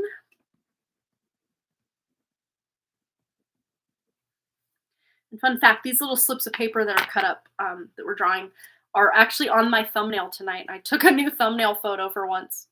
Once in a while, I'll get this like wild hair to be like, I want a new thumbnail for tonight. And then it was a weird resolution. But hey, Cha-Cha and Brandy Lynn helped me kind of figure it out. So hopefully I can fix it. So I don't have blurry thumbnails. Okay, DR wants in. DR. Okay, Brianna's donated reading is going to go to one of these lucky winners. So how many do we have enter? We had 1, 2, 3, 4, 5, 6 people. So there should be 6 names. Let's just pull them out and count them. We have 1, 2, 3, 4, 5, 6. Okay, here we go. Now is the time. Here it is. Here it is. Winner, winner, winner, chicken dinner. We have Cha-Cha, the junking data girl, has won Brianna's reading. So Cha-Cha, go ahead and post a question. Or if you don't really have a question, you can just leave it open. Whatever you want to do.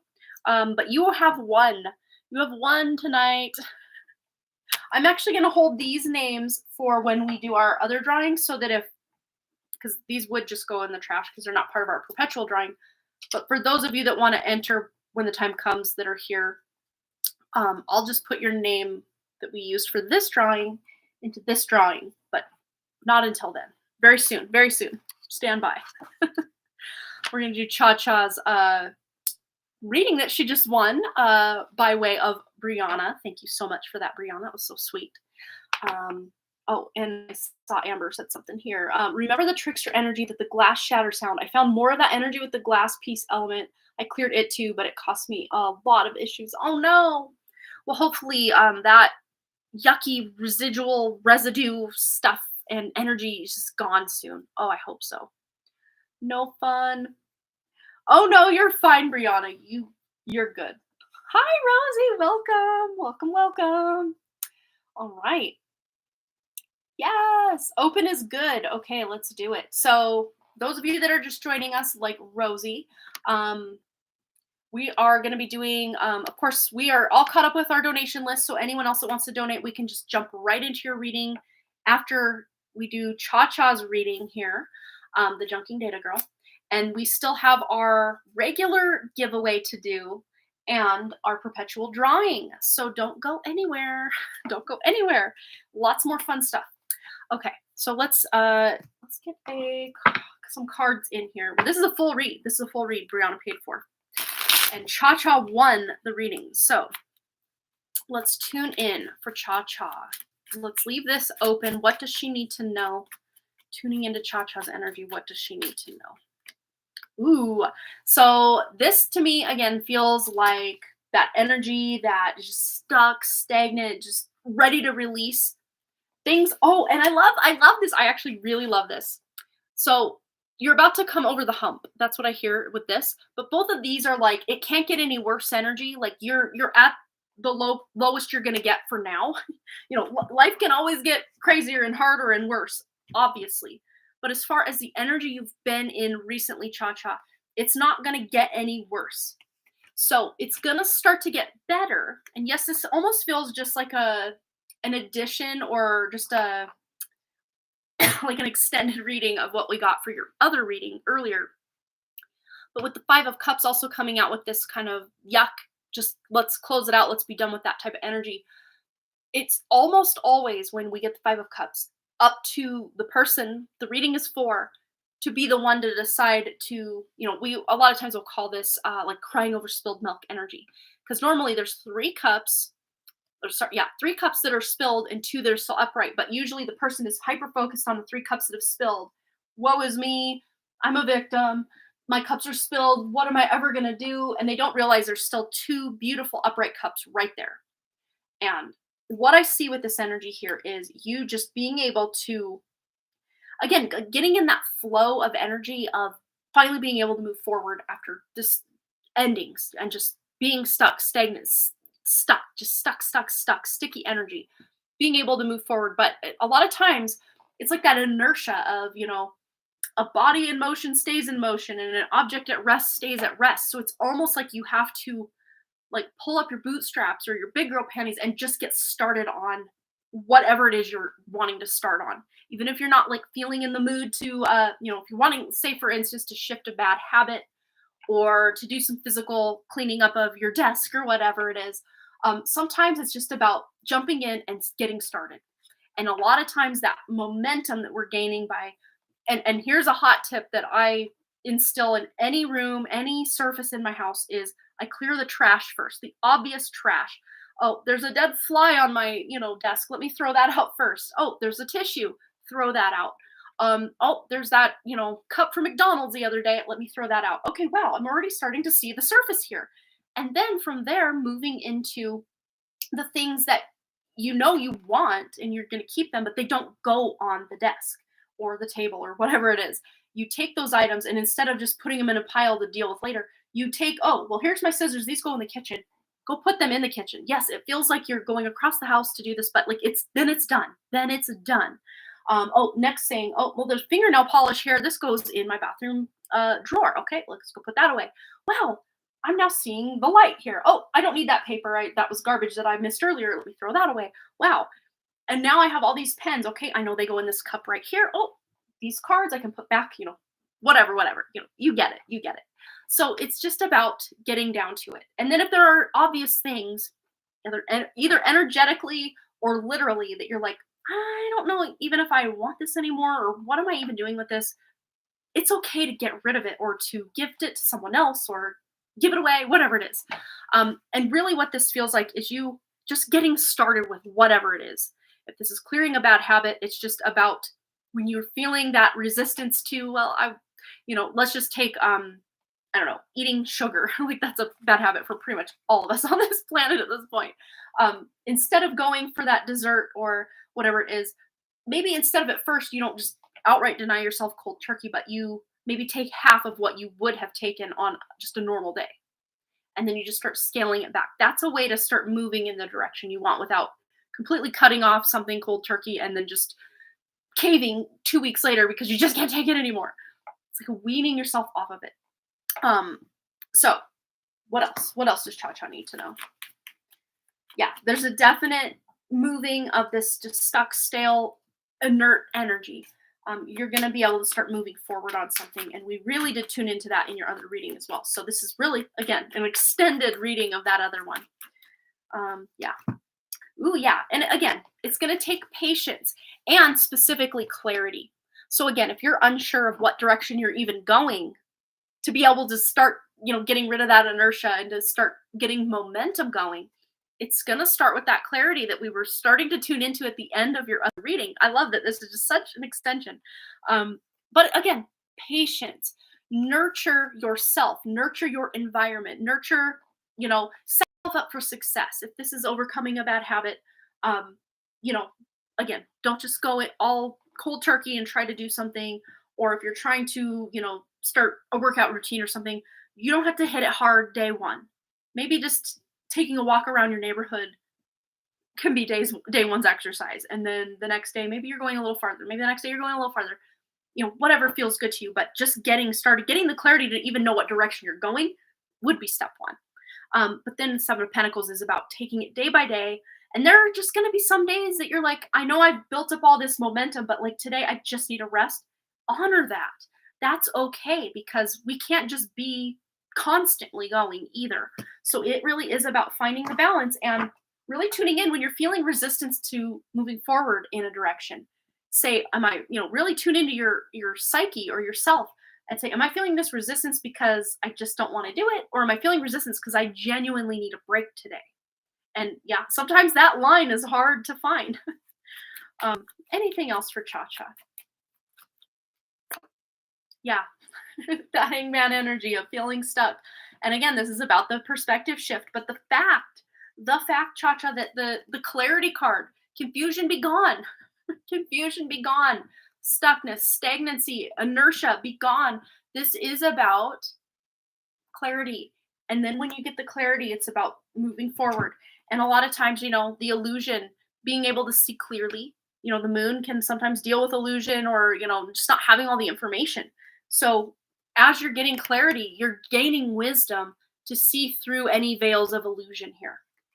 And also being able to use your intuition when you're feeling that line. Am I just feeling a little lazy today, or do I genuinely need a break?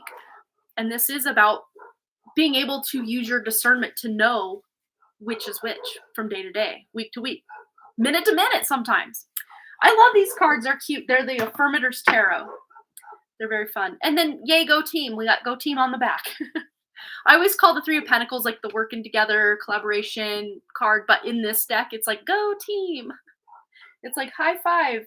And then the guy in the middle is like, no shirt. And then the other one's like, high 10. It's like he's taking it up a notch. But yeah, this is like cheerleading. So find those supports, especially if you, something I've been doing with my friend Jessa is every other Sunday, the days that I don't have my writing group, her and I meet on Zoom, and she's at a distance from me, but I met her when she was 8 and I was 12, and we were really good friends growing up, and we would babysit together and do all sorts of we'd make commercials, not like literally videotaping them or anything, but just acting them out just for fun, like, so we've always done things together, but the fact that we live 600-ish miles away makes that difficult. So she's got her goals and her, things she wants to accomplish, and same for me. And we'll meet on Zoom and kind of touch base and hang out, have fun, and then we get down to business and check in. Like, I totally dropped the ball on my writing, and now I'm ready to get back. And then she'll encourage or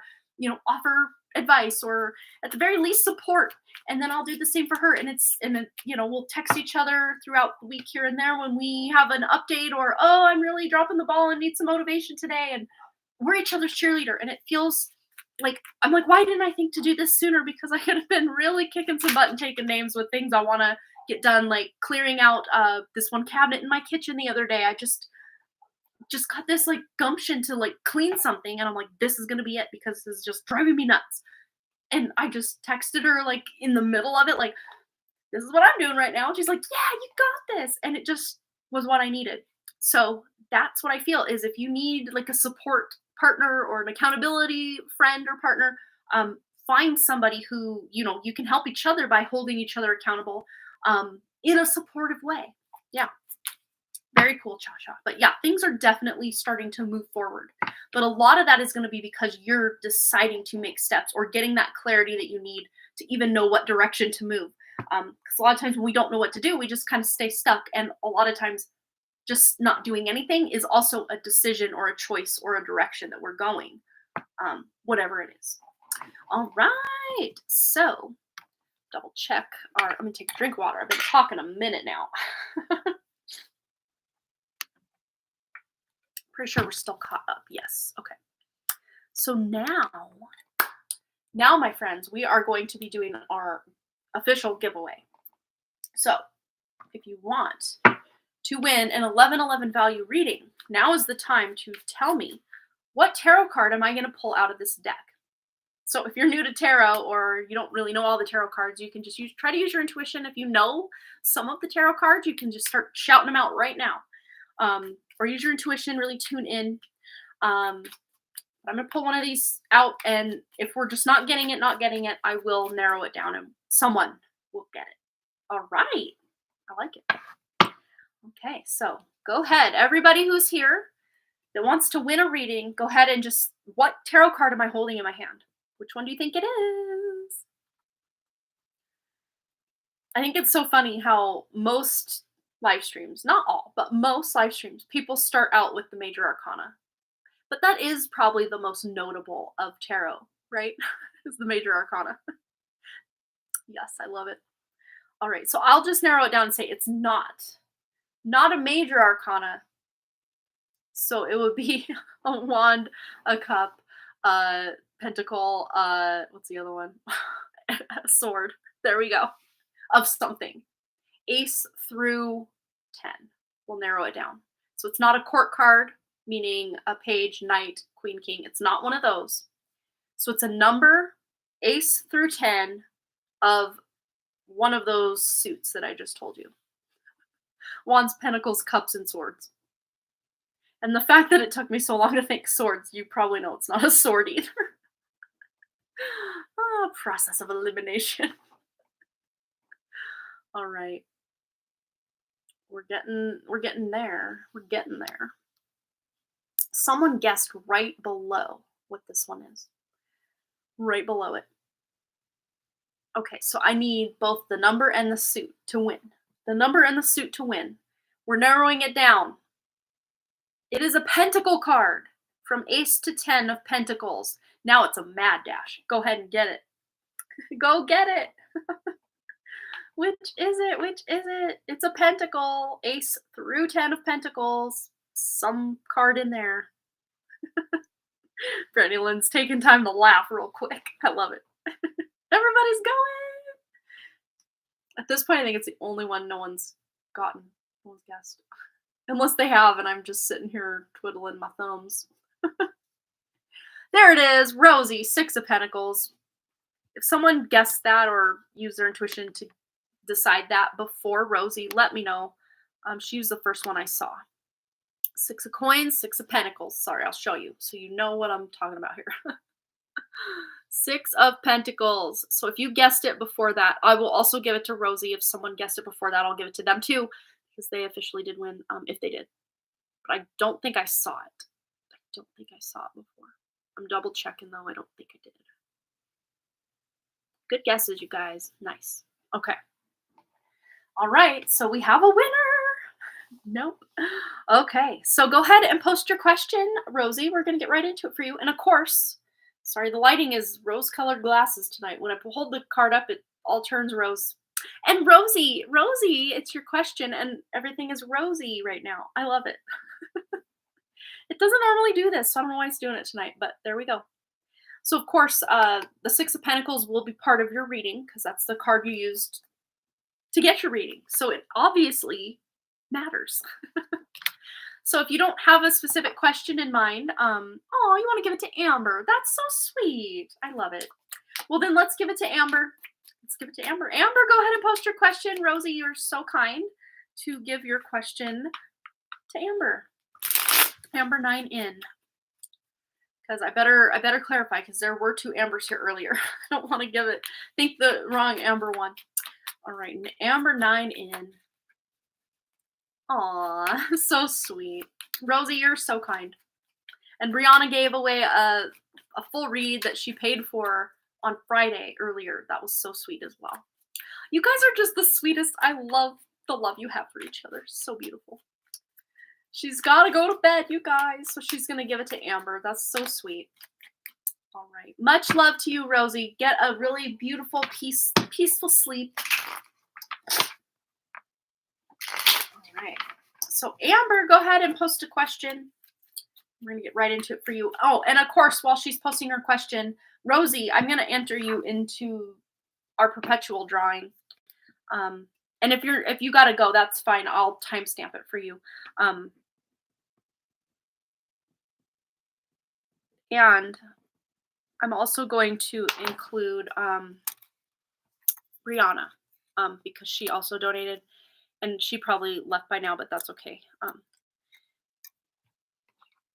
But here in a moment, actually right now, let's do it right now. Put a 1010 in the chat if you want to be entered into the drawing. And then we're going to draw right after that. 1010. Put a 1010. 1010. And if I already wrote your name down on the list to put in this, or the list, on a slip of paper to put in here, I'll then just transfer. So the Junking Data Girl, from that bag, we're putting you in this drawing. Rosie, because she donated her giveaway to someone else, we're going to put her name in there. Brianna, because she was here earlier and donated for somebody to get a reading. So I'm going to honor that and put her name in here. Anyone else? Brandy Lynn, I had your name from earlier, so here we go. Brandy Lynn into the cup. And Amber, there it is, into the cup. Okay. So if Amber A is still here, or DR, or Michelle. DR, there's DR. Okay, we got DR going in the cup. Michelle, there's Michelle. Yay, I'm not having to throw any of these away, hopefully. Michelle going in the cup. And anyone else that I missed? Anyone else? Yeah, and Michelle was already put her number up there, and I was like, is Michelle here? Yes, she was, Amanda. Yes, she was. All right, so last chance. Anyone else that wants in, put a 1010 in chat that didn't already get in here, that is. We're going to mix it up real good and draw tonight's winner. Wow, we really have, look at this. Some of these names are like this little chunk. Look, there's like 4 or 5 just stacked with each other. I might break those up just a bit. Just break them up. Break them up. Oh, wow. We can't have that many winners. I'll take the 2 that fell into my palm. How about that? 2 fell into my palm. Who are they? We have the real Big John Trucking, who has, I'd say within the last month or 2, changed his name to just John. So we got John and John. That's funny. John is a double winner tonight. So we'll pull 2 cards or kind of make it just slightly longer for John. Oh, that's cute. That's funny. So John won twice. Wow, that's cool. Like that doesn't happen every day. I love that. So cool.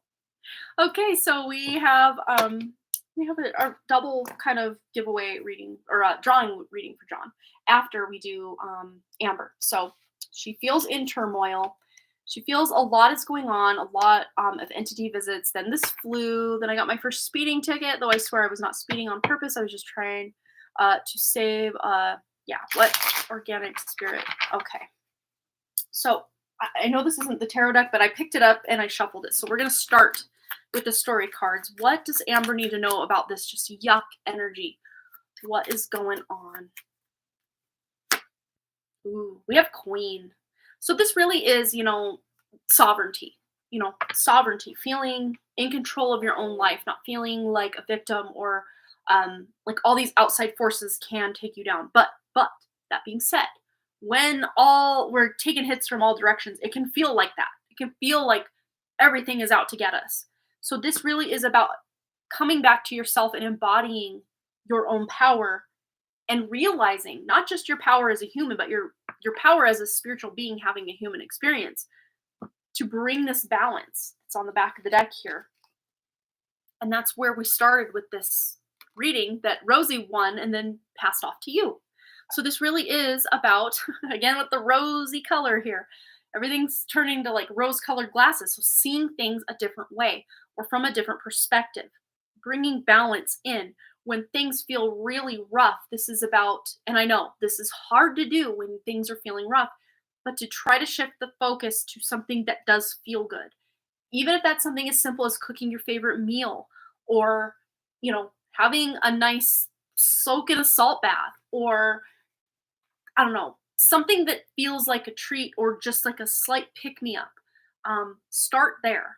And then as you can expand on things that feel good. And of course, every day is filled with like adulting we all have to do as well. So, I mean, we can't just drop the ball on all of our, responsibilities and everything. But I think as far as just how low you've been feeling and how much just basic spiritual attack you've been feeling, it really is about finding balance by reclaiming your seat on your own throne of your own life, your own body, and your own sovereignty. First and foremost, maybe even declaring it either in your head or out loud that I am sovereign, I am free, I am part of the almighty, original source creator, and all these things. And I know it can feel silly when things just feel so low, but it does feel like a psychic attack to me. It really does.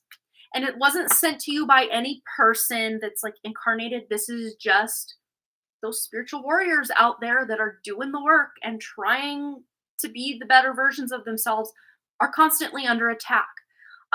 Yes, that's absolutely what this is, Amber. And this is about not only reminding them, but reminding you. You are sovereign. You have more power than these entities that are attacking you or the force behind these entities or whatever it is. We don't even have to a lot of times pinpoint and try to how Raylene does her work. Something that when she started and when I started doing the emotion code and she was doing emotion code body code, it was getting down to like the brass tacks of something, like getting down to the nitty gritty to release one trapped emotion. You were spending like 35 minutes just to try to get to the source of, well, where'd this come from? Where'd this originate? And like go back and back and back. And I don't feel you have to do any of that to get to the bottom of this psychic attack.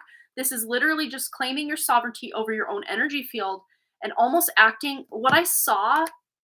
And I don't know what movie specifically, but like I saw energetically like this warp of like almost like clear ripply energy around you that starts very close to your body and you just push it out and it ripples out from you in all time, space, and direction, up and above and below and inside and out.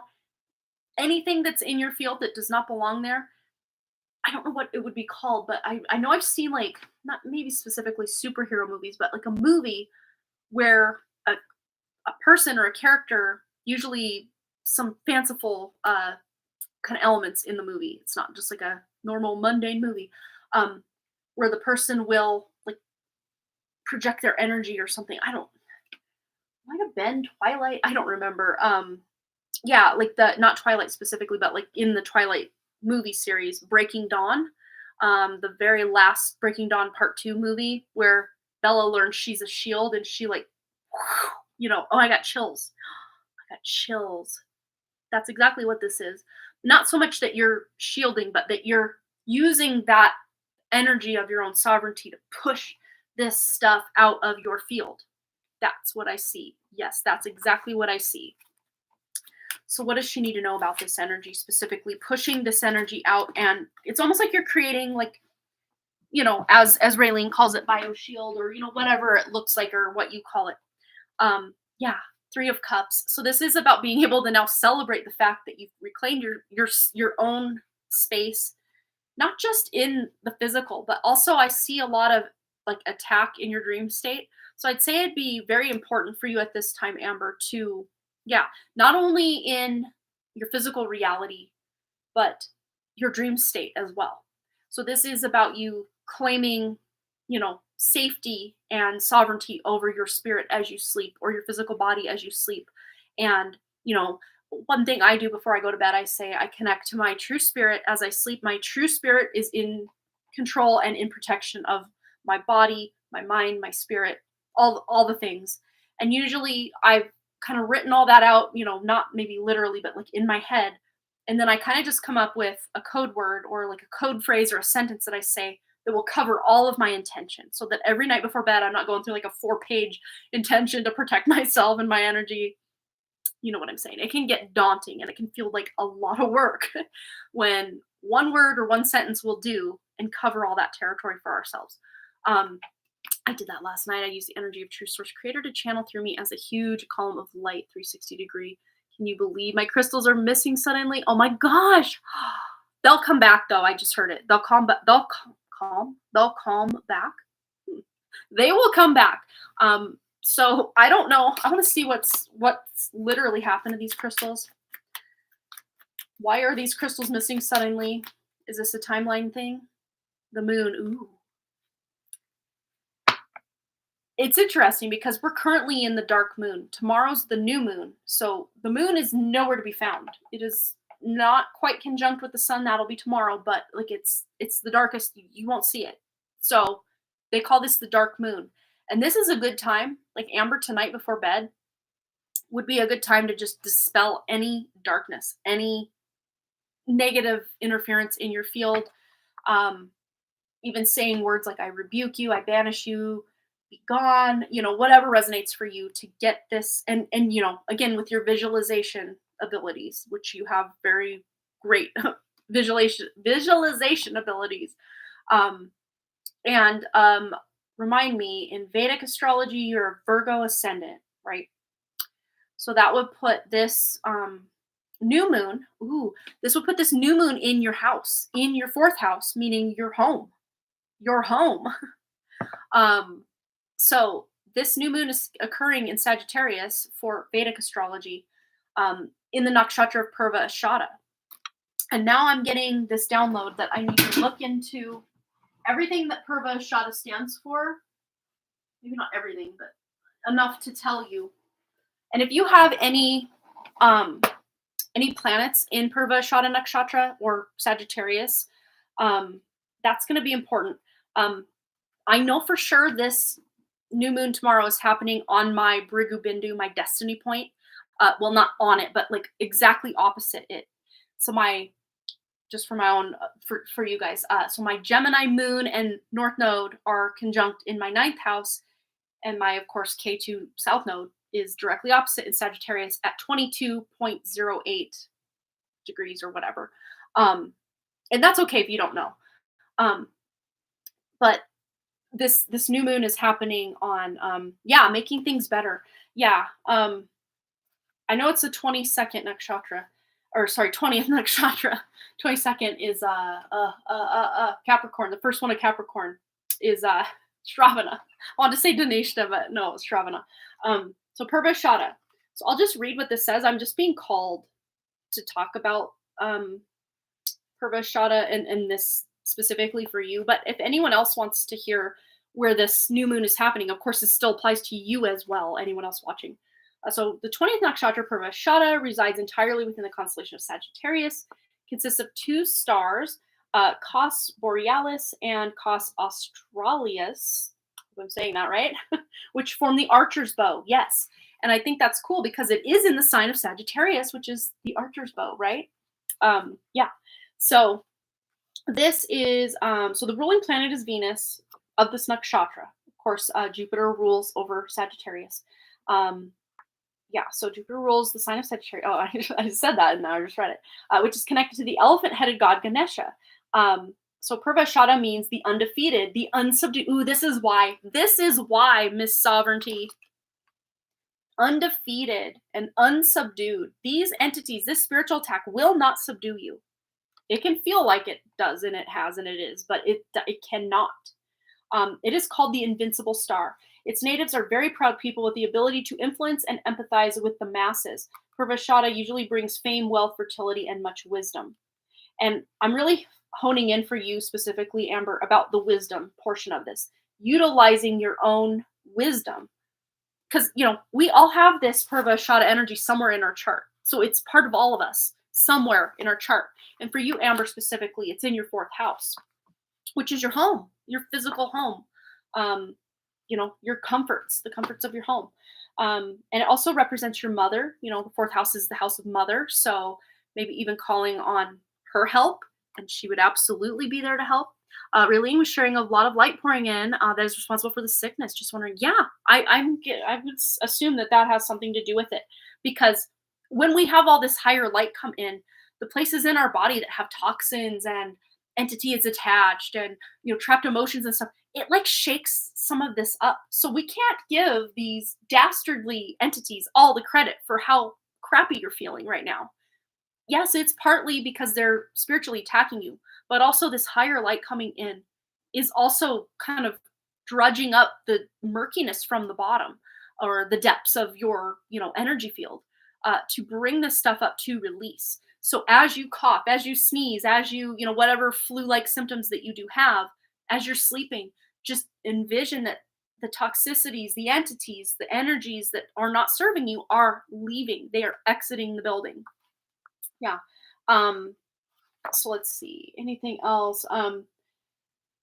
Yeah, it's interesting because the infamous dictator Adolf Hitler had his natal moon in this nakshatra of Purvashada that we're talking about. Mental aggression and self-deception may be present. Sometimes the native will exhibit his negative qualities to a magnificent extent to help the person work through the lessons. Purification and cleansing of the pride and ego can result if the individual can surrender to God's will. So again, any negativity that's coming up as a result of this new moon, this higher light coming in, these entities attacking, all the ball of wax that you're dealing with, use it to your advantage. Again, the sovereign queen herself. So let's see, anything else we need to know specifically. Interesting. Yeah. Oh, so the health related issues associated with this part of the zodiac, meaning Purvashada Nakshatra, would be bladder, kidney problems, thighs, hips, sexual diseases, colds, lung problems, sciatica, and rheumatism. So colds and lung problems, if you're having any of that going on with your flu stuff, makes sense. I won't lie, it scared me. First she saw an entity, then yesterday, gosh, we felt mom's hand on her forehead. She was really into her intuitive power. Oh, wow. Won't lie. It scared me at first. She saw an entity, and then I placed a protective bubble, and then she said about mom comforting her on the forehead. Aw, yeah, that's so good. And though, discernment is always key here because a lot of times entities can pretend to be something they're not. So if you are, in contact with, say, your mom, and just like in a split second, you almost see her energy looking really creepy or scary or something. It could be an entity pretending to be your mom. Something like that could happen. I mean, it could happen. But of course, if your intuition is on or her intuition's on that, I know that was mom, I know that was grandma, that's fine. But that's just something to look out for. I mean, a lot of times, just entities that are, have really ill will toward us, or even just trickster energies, will pretend to be Jesus or Buddha or Archangel Michael or whoever, to get to us. So yeah. All right. There's the next chapter talk and our new moon stuff. All right. So I want to get one more. Just anything else Amber needs to know to just embody her own sovereignty and allow this energy to flow. Let it go. Let it flow. Yeah. Queen of Cups. Yeah. Absolutely using your intuition and allowing your emotions to flow. So if you're feeling like crying, allow yourself to cry. If you're feeling angry, allow that anger to come out in a way that you're not going to hurt yourself or others, obviously. But this is about allowing these emotions to flow, not holding on to them, not suppressing them, not pushing them away, allowing them to flow through you. Yeah. So I think that you crying today was actually very beneficial. Yeah. Hi, Katie. Welcome. Have you heard any updates on what was his name? David. I haven't thought about that in days, but I kind of looked into it after we talked after the reading, and that's crazy. I watched an interview with his wife and some psychic lady on YouTube. It was very interesting stuff. But so much of what I think we tuned into was also covered with that psychic in just maybe slightly different ways, but so crazy. I don't remember his last name now. Oh, it was like right on the tip of my periphery. Because every night I surrender to the organic's inner self. Yeah, and I also let go of mind control. Yeah, there you go. Nobody's found him yet. Yeah, I didn't think so. So we still have the giveaway winner. Sorry, not giveaway. The drawing winner. John was a double winner tonight. But since Katie's here, let's just see if we can pull any. Let's put these cards back and just see if we can get any updates that might be available on David. Yeah, so it was in Iowa. I don't recall what town. Iowa. A guy named David. And I'm spacing the heck out of his last name all of a sudden. Why does that happen? But she has to question. It was less than 2 weeks ago at this point. I think it might have been either last Wednesday or the Friday before that, possibly. I know it wasn't Friday, or was it? David Schultz. That's so weird because that's actually my ex-boyfriend before I met my husband's last name, and I should have remembered that because I used to joke that if I got married, my initials would be ASS, Amanda Sue Schultz. Instead, they're ASD, Amanda Sue Dunn. Or autism spectrum disorder. Oh, yeah. All right, so let's just see if we can get any updates. Is there any updates to David's situation? I got chills all of a sudden. I want to know. Ooh, we have the 8 of Cups, but it's in reverse. Because upright, this is walking away from something that's no longer emotionally fulfilling, but he's still stuck somewhere. He's trapped somewhere. I'm still feeling his energy very earth side though. So I don't know that he has passed. I think he's still alive.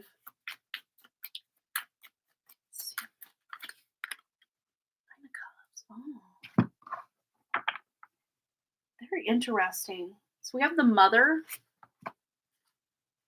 Aw. This is sad. I mean, it's happy, but it's sad. It's like he's holding out hope. The mother of his children. It's like I have full body chills. This is what's keeping him going, is just imagining going home or returning home, or just almost like replaying happy memories in his life, or just like, what's the word? Reminiscing. Yeah, I know. Would that not be the scariest thing? But it's interesting because we had the reverse 8 of Cups, and then the 9 of Cups came out right after. So to me, it feels like the mother of his children, or maybe literally his mother with the Empress. It could also be his mother, but specifically the mother of his children. This feels like intuitively she knows things. It's almost like he can communicate to her. And so I got chills. It's like she's picking up information that she doesn't know how she knows, or is maybe even second guessing herself. Like, Is that what's going on? It's like he's getting messages to her somehow. Let's just see if he is in any kind of state of suffering right now. We use the story cards for this one. Is David in any kind of suffering right now? Let's say physical suffering, because I think mentally he's making the most of the situation by thinking positively, emotionally about his family and his life. But as far as physical suffering, is David going through any physical suffering right now? Wow. We have wisdom here. He's learning something through this. But it's like he is in the dark. I don't know if this is literal or figurative, but like it could be both. Like he's in a place where he doesn't really have access to the outside world. Most likely, if he did, he'd just take off, right, or find a way to leave. But it's like he's a sponge picking up all the information. But the fact that the wisdom card is coming out, let's clarify this as far as the question we asked about him going through any physical suffering right now. Yeah, he might be. But he's gaining wisdom. Because seven of swords is lied to, cheated on, stolen from, in pain. Usually it's more of a mental pain. So it could be like psychological things they're doing. Like, oh, night owl. Like psychological warfare. And it's really weird because I actually watched last night and the night before. I watched the Waco, the documentary on Netflix. And the whole time I'm watching it, I'm like, this isn't the truth. This isn't the truth. This isn't the truth. And yeah, David Koresh or whatever was like a not so great guy in the fact that he had a child with a 14-year-old girl. I don't think that's at all cool. But again, I don't think that the FBI, the ATF, and the government were within their rights to do what they did to everybody, like at all. Like they completely overstepped. And I watched another documentary. It was called what was it called? Now I'm forgetting. But that and let me tell you, this is interesting. This is taking me back to in 1996, going into 1997. My stepdad, he was my ex stepdad by then, but I still called him my stepdad. Had this friend who was like a big like conspiracy theorist guy. Like we're talking in the 90s, right? And he gave us this VHS tape with like the standoff at like Ruby Ridge up near me in Idaho with Randy Weaver, that standoff that happened in 1992. And then the Waco David Koresh Bridge Davidian thing that happened in 93. And I'm going to get back to why I think all this is relevant, Katie, don't worry. But we watched a video back then of, seeing a lot of the evidence that these people did not burn their own place down and kill themselves. This was a mass murder on the part of the U.S. government. Again, I'm probably going to be shadow banned just for saying things, but I said it. And this was back in 96, 97, when we had this tape. But the night it was the night we watched it at night. And then the next day we were telling our neighbor about it. And we were talking about it and coming up with like, what if this happened? Or what if they did that? Or what do you think about this? And I crap you not. We're just hanging out. And then this big black military helicopter is above my house. I'm a literal like 14-year-old girl talking to the neighbor boy and my sister and my brother about this. And out of nowhere comes this black military helicopter. I mean, you could say it was a coincidence, but the fact that I had never seen something like that in my life, and while talking about that, I get chills right now just even thinking about it. But like, I was so scared. But what I was getting to is on the documentary I watched. If you guys want to go watch it, and it's got, be warned though, it does show bodies that were pulled out of the burned out compound. I'll go find what it was. And it's a long one. It's got all like the hearing or whatever they had after the fact. Let's see. It was called Waco, The Rules of Engagement, and it's on YouTube for free. So yeah, you can watch that if you want.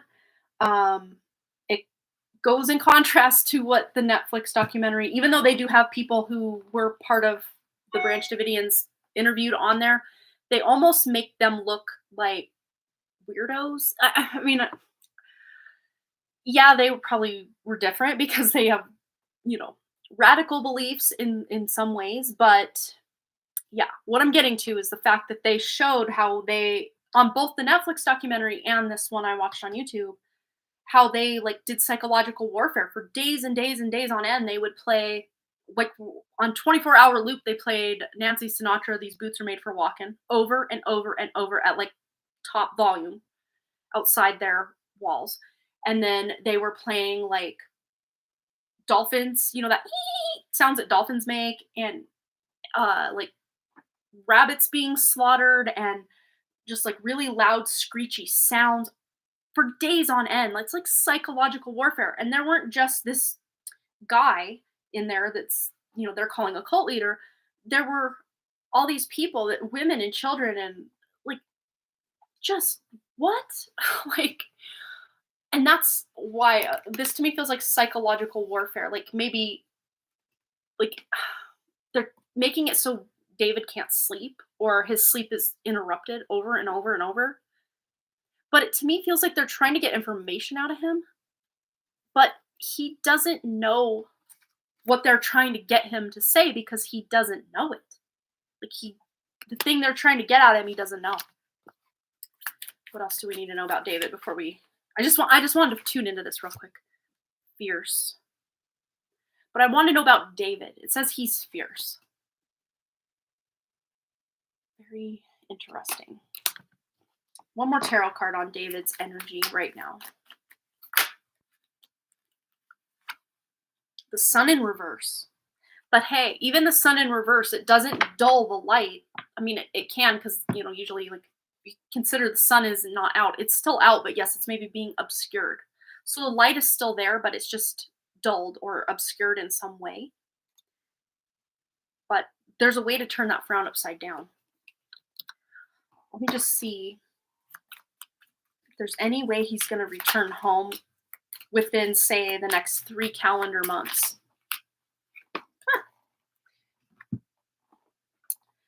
Knight of Cups, so there's momentum or moving forward. But we have the Hermit, the Ten of Wands, and the Moon. So the timeline might be shady or shifty. There is a definite end to something. We have the Hermit here, traveling alone. So I don't know if this literally means he's traveling home, meaning like back to his house, or home, meaning passing away or crossing over. Let's see if we can try to clarify that in the next 3 months, David's energy. They're like, patience. We're not probably going to get much more information, but yeah, there's something moving ahead or moving forward.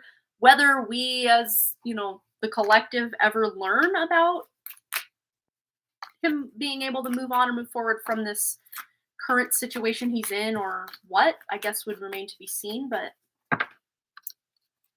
it's kind of a slippery energy when I try to tune in. It's almost like there's been enough interest in the case, maybe with psychic or, you know, tarot readers, or even just people intuitively tuning in, that there's been some blocks put on being able to get a completely clear reading if I ask about the situation itself. But if I tune more into David, I think I can get more information.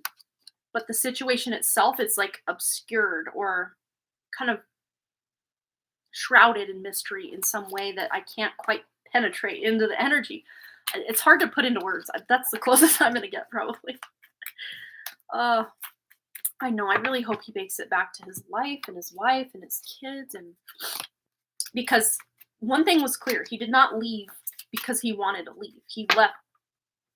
The last thing he probably wanted to do was leave, but now he's not there. Yeah, so sad. We need to know about David's energy. Outer space. Take the time to heal, grow, and expand. And again, though, I don't know if outer space means like literally out of this realm of, you know, life, or what. Interesting. One more tarot card. One more. In this current timeline we're on, will David ever return to his family alive? Meaning still incarnated in his meat suit. Is he going to return alive in this current timeline? We have the Hierophant. This is pretty positive energy here, but we have the Devil in reverse here. And the Six of Swords, which is healing, moving on, leaving a situation.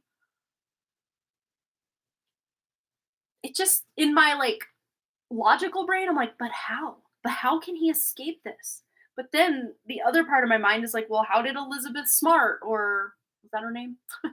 Or I think it was Amanda Berry. I don't know enough about these people to be confident that these are their actual names, but these ladies who were kidnapped and then almost like Stockholm syndromed into, some of them were even out in public and allowed to be in public, but they weren't going to run because they'd been brainwashed or Stockholm syndromed into thinking they couldn't, or no one would believe them or whatever.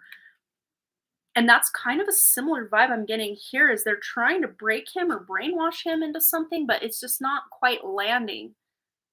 And he's still really standing in his own sovereignty, and there's a chance for healing, or even maybe he's somehow finding a way to reach out on someone's phone or email or something to communicate a message. Because I can't ignore the fact I call this my internet card. I don't know.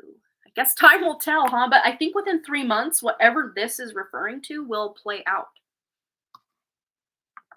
I hope so. I want to know. I mean, not just for my own curiosity, but I want this man to return home safe. Like, ugh, it's just unfair. We're just setting intention and putting safety bubble. She suddenly asked me to say hi to you. Aw, hi, Kashfi. So cute. Aw. All right, so I probably should get into John's reading, and anybody else. This is last call for anybody who wants to donate for a reading. We're going to go after John's reading. So 21612. 21612. John! Funny story, John, since you weren't here. She's going to donate. Awesome.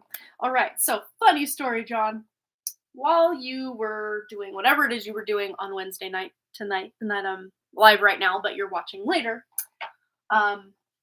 you can go back to about the 1 hour 41 minute mark, I think, or 44 minute. If you want to scroll back, somewhere around there is when I pulled for tonight's winner. And I saw a big cluster of names that were all together. I see another one of yours in a big cluster, another John in there.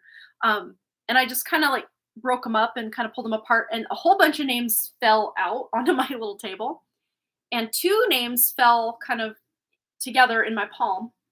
And so I'm like, okay, those are the winners. And so I picked up all the other little pieces and put them back, but the ones in my palm were, I bet you can guess at least one of them, John, was John. And the other one was from a while ago when you were the real Big John Trucking. So you were like a double winner tonight. So I'm going to honor the fact that if these were 2 different names, I'd give 2 different readings. But because they're the same person, aka you, John, I'm just going to give you a slightly longer reading. How does that sound? So if you have a question in mind, John, since you're not here live that I know of, but if you are, hey, say hi and you won. But if not, go ahead and pause right here and think of a question, or if you have a question, go ahead and think it out. Because, time is this weird thing that we don't quite understand in this realm. So it might be relevant. But anyway, if you just want to leave it open as a general reading, you can do that as well. So I'm just going to pull a few cards and just see what comes through for John. What does John need to know? Or if John has asked a question, what does he need to know about the question he has asked? Ooh, my face is getting really hot all of a sudden. And a lot of times, it's weird because I never associate this hot face feeling with healing, but the word healing came to my mind. Now my ears are starting to feel a little hot. But normally this can indicate, a lot of times when your ears are feeling hot, like someone's thinking of you. But anyway, the cards we drew. Ooh, with the King of Pentacles, but it came out in reverse. Some of these cards somehow got put in tonight in reverse. But we also have the Ten of Cups, which is like absolute happiness and emotional fulfillment. And every time tonight I'm putting the cards closer, we get like a rose-colored glasses effect on the, I don't know why it's doing that specifically tonight, but King of Pentacles in reverse can just indicate that to get this emotional happiness, there's a balance that needs to take place, or there's something out of balance. And because the King of Pentacles specifically deals with more material world things, financial things, your physical body, health, those kind of things, I would say maybe there's something about balancing your health, mind, body, spirit, finding the balance between them all, but specifically about your security, your stability in this life, or feeling like you're doing well. So if things are feeling a little off, or you're maybe a little worried about finances, or your health, or stability, whatever that specifically means to you, John, there's things you can literally or physically do for yourself that will bring that back into balance for you. And then that will lead to more emotional fulfillment. But before, the balance takes place, you can still reach some emotional fulfillment. And there might even be some old emotions, or you're thinking about people from the past, or traumas or wounds from your past that are coming up. And those emotions are actually coming up at this time. So you can let them go and bring yourself into balance. And then more emotional contentment will come as a result of releasing the old emotions. So let's pull a story card or two. Anything else John needs to know about his question, or just in general, whatever needs to be covered tonight. Got all the, fun, mucusy stuff you get when you got a cold. So let me take a quick drink of water. So I don't know if you're getting over a cold, or you had a cold recently, or will soon have a cold, but this too shall pass is what I'm hearing.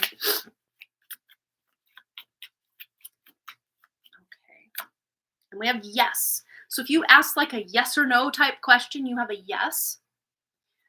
We have a house or some sort of academy or church looking building here. It almost feels like an old boarding school or academy. And what is this on top of it?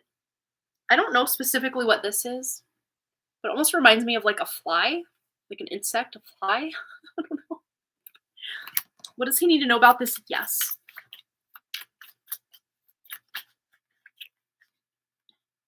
Solitude. And we've got more of a rustic looking abode or a tent. So we're going from, a more stable dwelling to something more fallible, that's the word I'm looking for, or something that's less structured. So this could literally look like camping. I know this time of year, depending where you're at in the world, probably isn't the best time to go camping, but this could be a camping trip, or a trip you're planning, Airbnb, hotel stay, something like this. I don't know if you have a trip planned or thinking of a trip, even if it's like a solitude or like a solo type trip, could be something you're doing. All right. Hope that resonated for you, John. Brought you some guidance, clarity, or if you had a question in mind, it answered your question in some way, even though things were kind of here and there with that. All right. So Michelle says she has donated as well. Ooh, I'm really feeling drawn to this deck all of a sudden.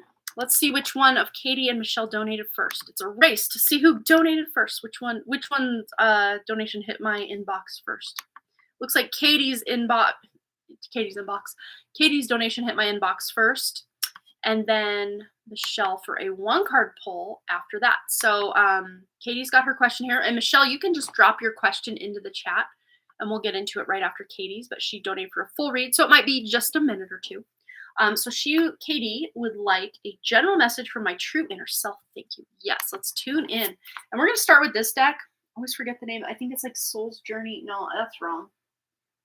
I don't remember. I can't remember the name of this deck. So if you really like it and need to know, I can look it up and maybe email you.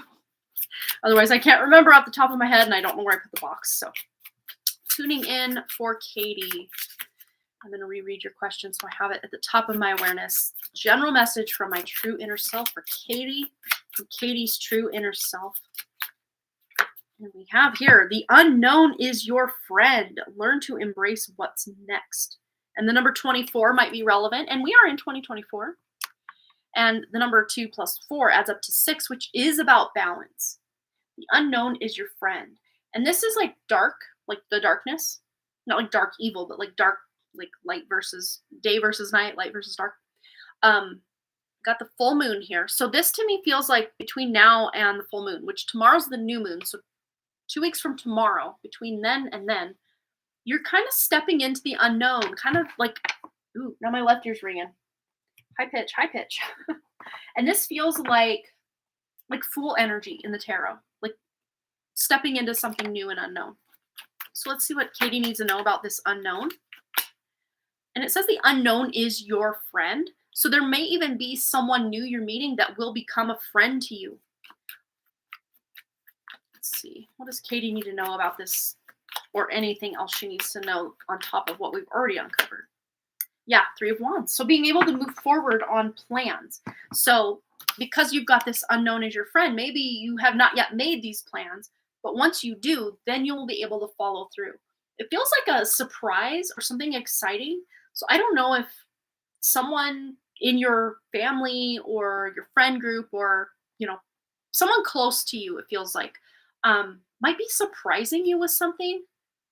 Could be they are traveling from a distance to where you are to surprise you, or say, hey, I'm in town, or hey, I'm thinking of going on this trip. Do you want to come with me? I could pay for this. You maybe pay for your plane ticket, or something like this. Something just random and almost like just out of the blue that you're just so not expecting. Let's see. Anything else Katie needs to know? Yeah, I mean, there's definite travel here, but 7 of Swords. This to me feels like your own energy, just being up in your head or just unclear. I don't see anyone lying, cheating, stealing from you, none of that. This to me just feels more of an internal, where you're almost stealing from yourself by saying, oh, I don't have time, or, oh, I could never do that, I'm not good enough. You know, all the yuckiness that's going on in our heads at times, and just ignoring. I mean, if it's constructive criticism, that's one thing. This doesn't feel so constructive, and it does feel like it's in your own head, but a lot of times it is like stuff that's programmed by like media. Like you listen to a certain song, even if it has a really lovely message, there could be something like programmed into the song that is maybe giving you thoughts, or like kind of getting into your subconscious mind and telling you not so nice things. And I just heard like Taylor Swift. So I don't know if it's specifically the song Antihero, or just a song by her that you have heard recently or have played a few times recently. Even if it makes you feel good, there's something about it that's not helping you. Let's see. Katie R. What is this 7 of Swords? Knight of Swords. You're going to be, whatever it is, it's not any major concern. You're going to move through it pretty quickly. Or you're getting the message. The light in my room flickered when you said that about Taylor Swift. Oh my gosh. There's something, and I know I got Swifties here. I don't want to hurt anyone's feelings or make anyone feel bad for what they like or don't like or do or don't do. But I don't know that it's Taylor herself, but there's forces around her that, I mean, I don't get a great vibe. And they don't even feel like human energies. They feel more astral entities, or just, you know, looking to feed off the fervor of, you know, whatever. And I love the song. Oh gosh, what's it called off the top of my head? I can't think. I think it's called This Love. Yeah. I just heard that for the first time very recently. I love that song. It was just makes me feel a certain type of way. I love that song. Specifically Taylor's version. I actually heard Taylor's version of that song before the original version. I know it's a whole thing. I'm not like completely in the Swiftie camp, but like I can understand the hype. I can get it. But again, kind of going back to what I said way before Katie was here tonight, when Cha Cha earlier asked me, you know, where's your Stanley Cup when I was drinking out of this? And I'm like, you know, funny story about that is a lot of times when something gets super popular, I kind of run the other direction. Like I'm like, nah, I'm good. And I almost try to avoid certain movies or artists or whatever if they become super popular. It's almost like a thing within me that's just like, don't look that way, look this way instead. I don't know why. I guess I'm just a rebel at heart, that I don't want to be too mainstream or something. I don't know what it is, but But that all being said, I can still appreciate some of the songs for sure. For sure. And I remember way back when the music video for Teardrops on My Guitar came out, like I wanted to do my makeup and like everything like that so bad because she just looks so cute in that music video. I'll have to go on a mental diet. Yeah, sometimes that's just needed, you know? But let's just see anything else Katie R needs to know about this or anything else from her true spirit. Eight of Swords. Okay, so yeah, any mental just gymnastics or entrapment that you've been feeling lately, again, you're going to be able to easily block that out or remove yourself from it or remove it from you, whatever it is. And then, you know, pretty quickly, Knight of Swords is the fastest moving energy we've got here. And then the Two of Pentacles is just really about, you know, deciding where to shift your focus. Because a lot of times we have to replace something, you know, a habit usually is best overcome when we replace that habit with something that's actually beneficial, like a good habit. So I don't know if you've got any habits, and the little guy's like pumping some iron here. So I don't know if you've been thinking of getting into more workouts. If you already do work out, if you're kind of upping your game or getting in the game, I don't know.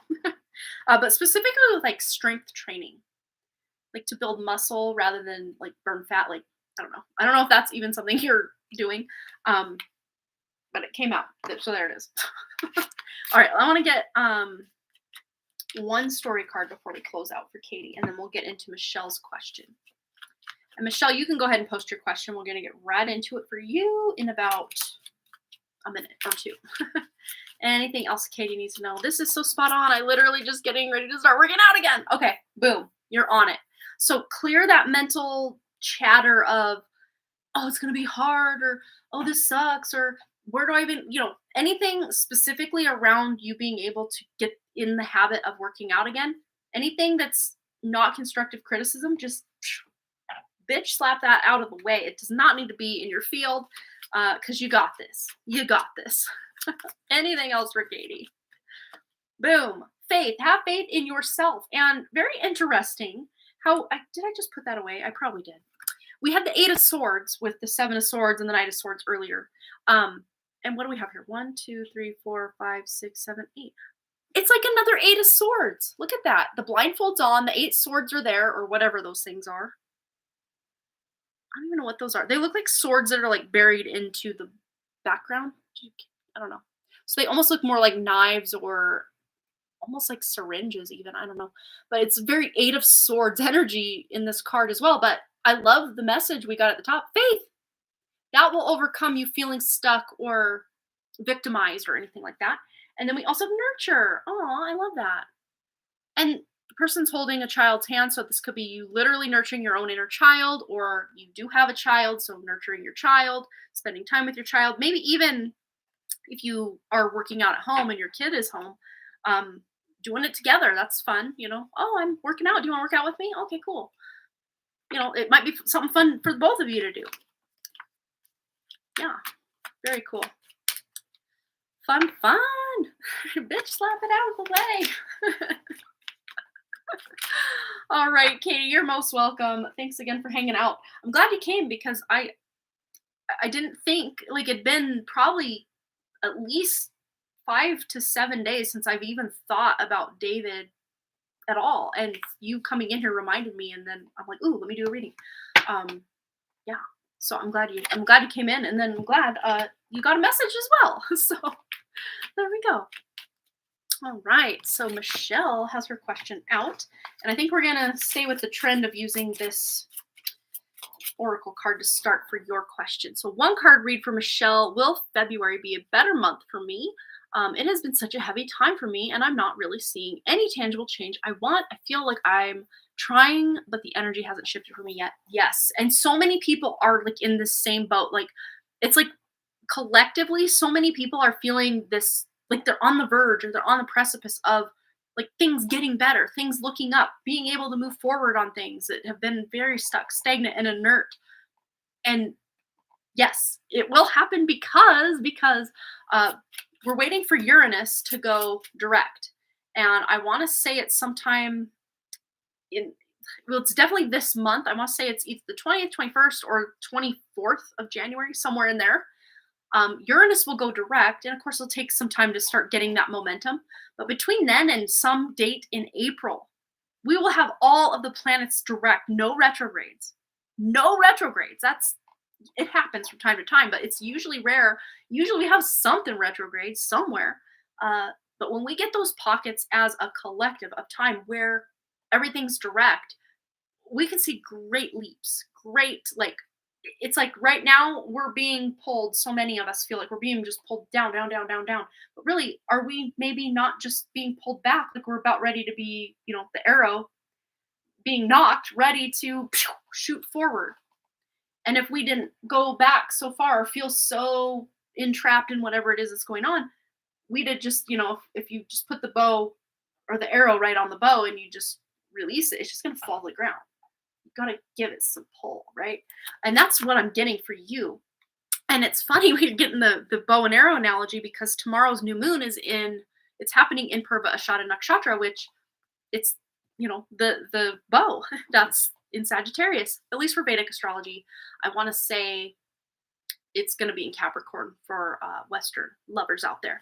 But if you actually you can't really look up in the sky and see the new moon because it's conjunct the sun, so it's obscured. So we probably see it with some sort of filters and telescopes and stuff. But if you were to literally see what constellation the sun is in when you look up in the sky, it is literally in Sagittarius right now. Even though in Western astrology it says it's in Capricorn. But if you're looking with your eyeballs right directly evidence into the sky, you can see where it is. The moon is easier to see where it's at in the sky in relation to the stars than the sun is. So if you want to see try that.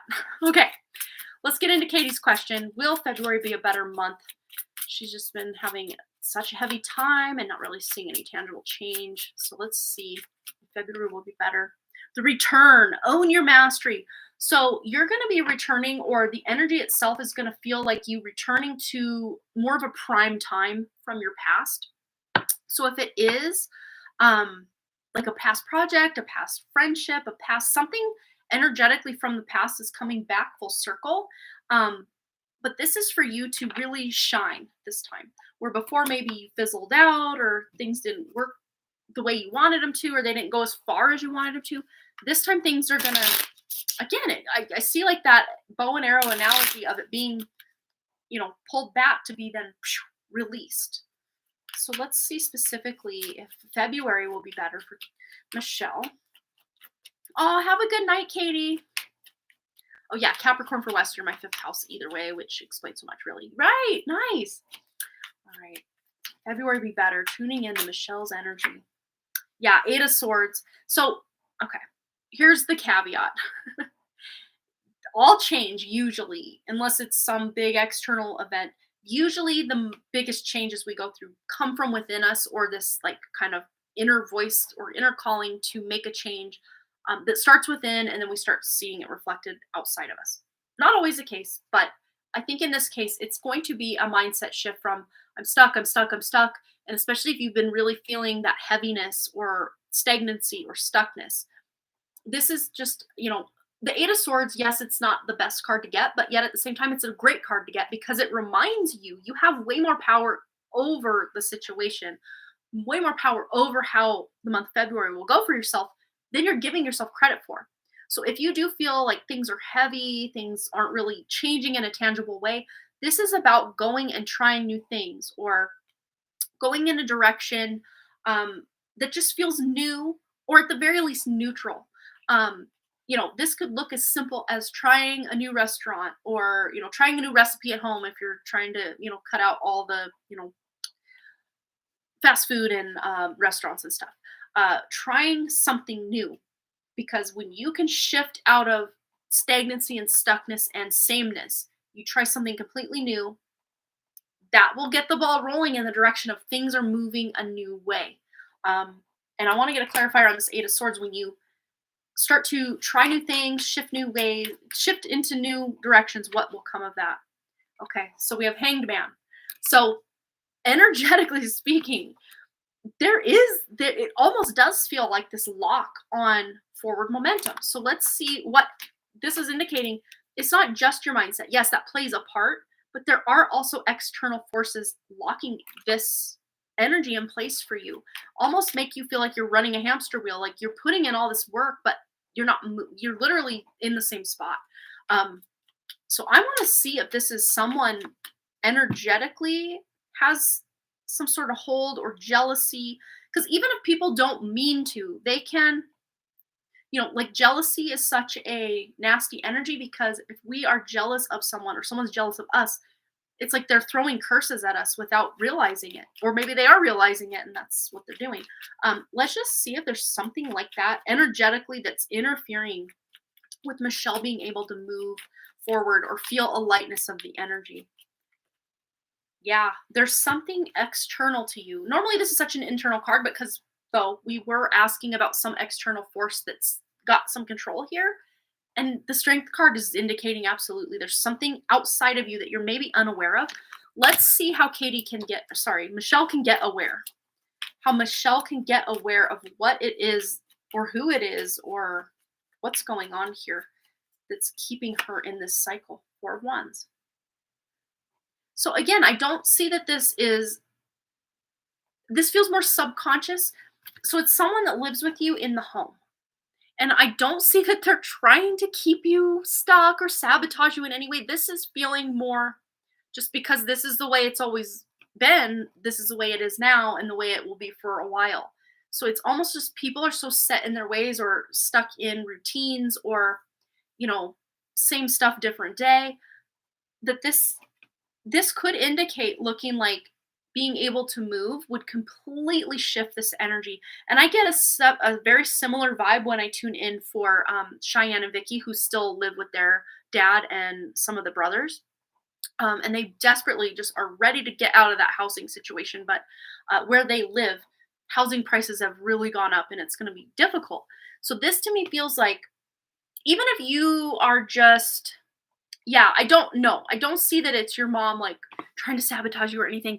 This to me just feels like the energy of the dynamic is just, even a good thing can, after a while, it's like we need some excitement, we need some change. Maybe even going on a trip with your mom or, going somewhere with your mom that's not just at home to enjoy your relationship with your mom, where it's not always just at home or anything like that. And yeah, I think people at work are definitely not helping the situation. I miss my old enthusiasm for life and working out it always gave me energy. And with my injury and I am just struggling and not finding it as fun anymore. So I hope to feel like my old self again. Yeah. And that's kind of what that first card that came out, the return and owning your mastery, being able to work out and feel really good in your body. That is a form of mastery in a way. But yeah, with this, I see it as you kind of taking a vacation from just the same old, same old. Even if you're still staying in the same house with the same people and everything, this could just look like completely rearranging your bedroom or, doing a deep clean or deep declutter of your spaces and maybe even, shared spaces within the home. Doing a spruce up of the energy. Sometimes that's all it takes to get that energy flowing again. And a lot of times you can look into like feng shui or the more Indian version of that would be Vastu Shastra. Sometimes just employing certain things. And also, if you add up, this is something that is very interesting. Add up your house numbers, not like the letters, the numerical values of the letters, but just like, let's say for sake of it, we got 2222 for a full read. That's how much the donation is. So if your house number was 2222, you would add up 2 plus 2 plus 2 plus 2 equals 4, right? Or sorry, 8. 2 plus 2 is 4, 2 plus 2 is 4, 8. So your house number would be 8.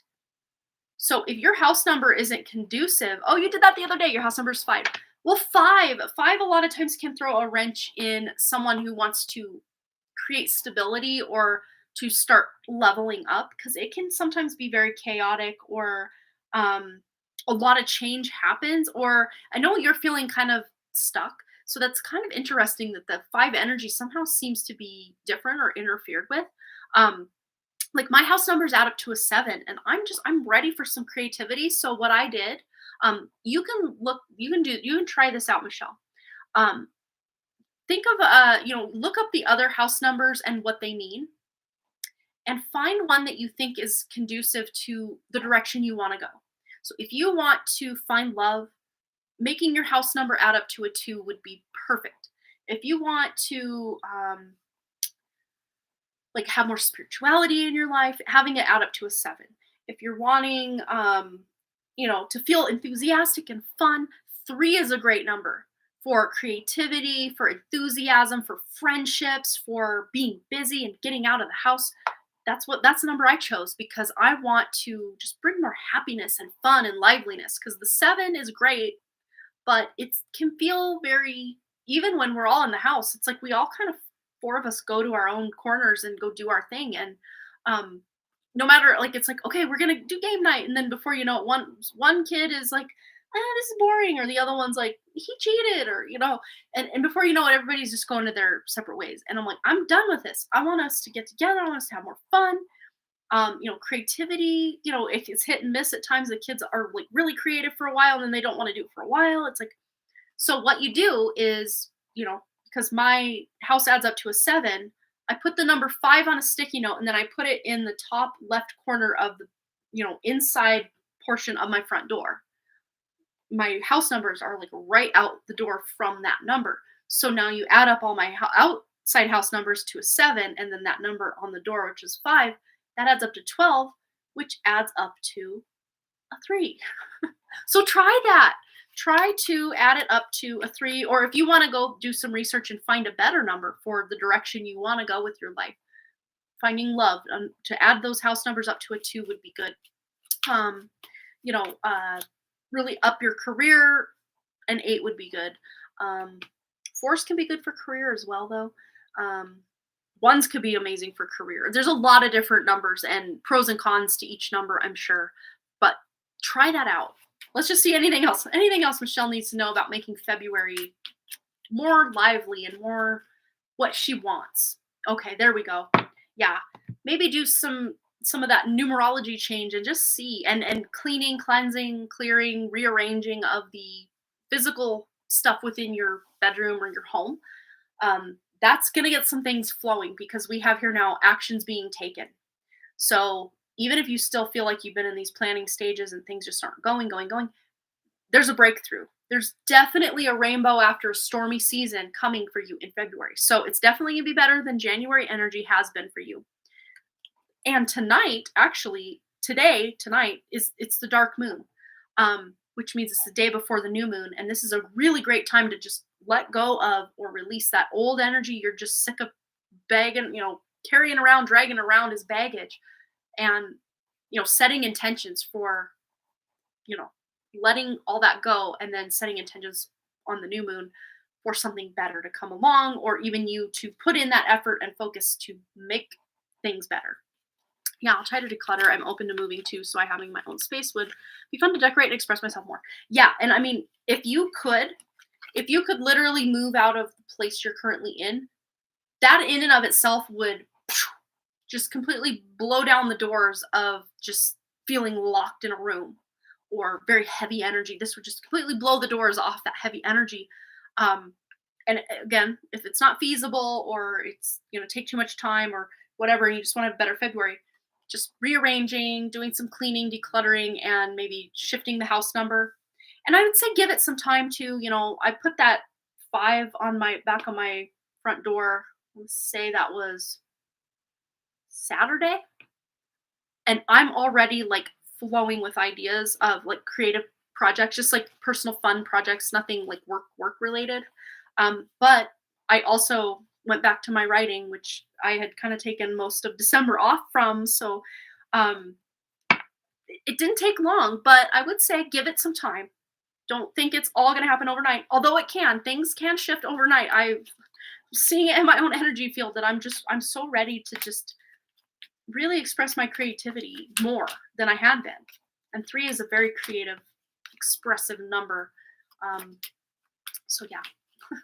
Yes, the 5 is what I put on the back of the door, but 5 plus the 7 on the house, that equals the house number 3 that I'm going for. So, so the number you put on the back of the door is going to be So if you want, say, a house number 1 and your numbers add up to a 6, you need to put a 4 on the back of your door. So if you have a 6, put a 4 on the back of your door because 6 plus 4 equals 10. I'm born on the 3rd. I love the number 3. Yeah, look up house number 3 numerology. It's everything I could ever want.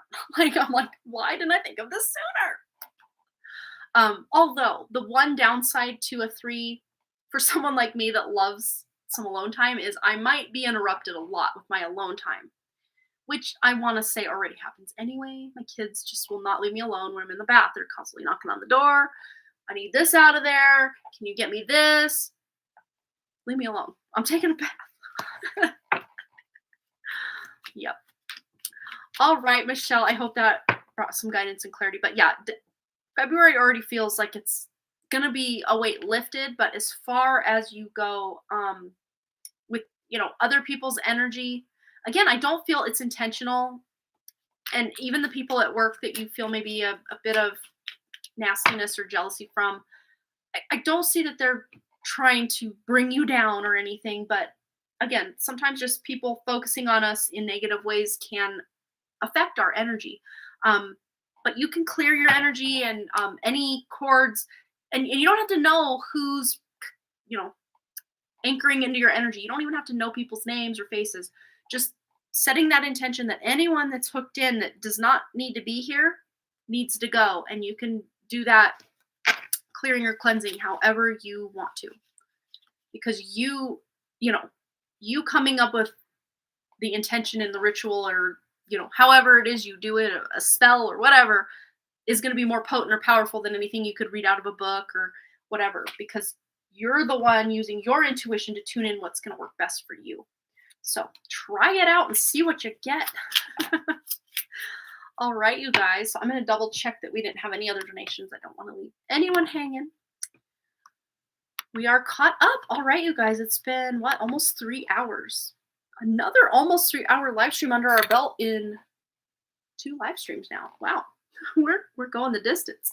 All right. Well, I'm going to go after I take a quick drink.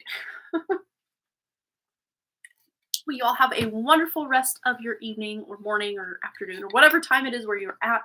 And I will be back. Oh, Brandy Lynn, I finally emailed you back if you're still here. I finally emailed you back, and my apologies. I did read your first half of your first email the day you sent it, and then I was like, oh, I'm going to get back to her. And then time just slip.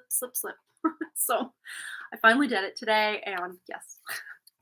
So we'll be in touch. And yes, everybody have a wonderful rest of your whatever time it is for you.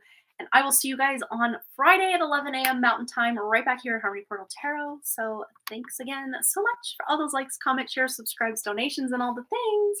And I really, truly do hope to see each and every one of you right back here at Harmony Portal Tarot Live. All right, you guys. Bye.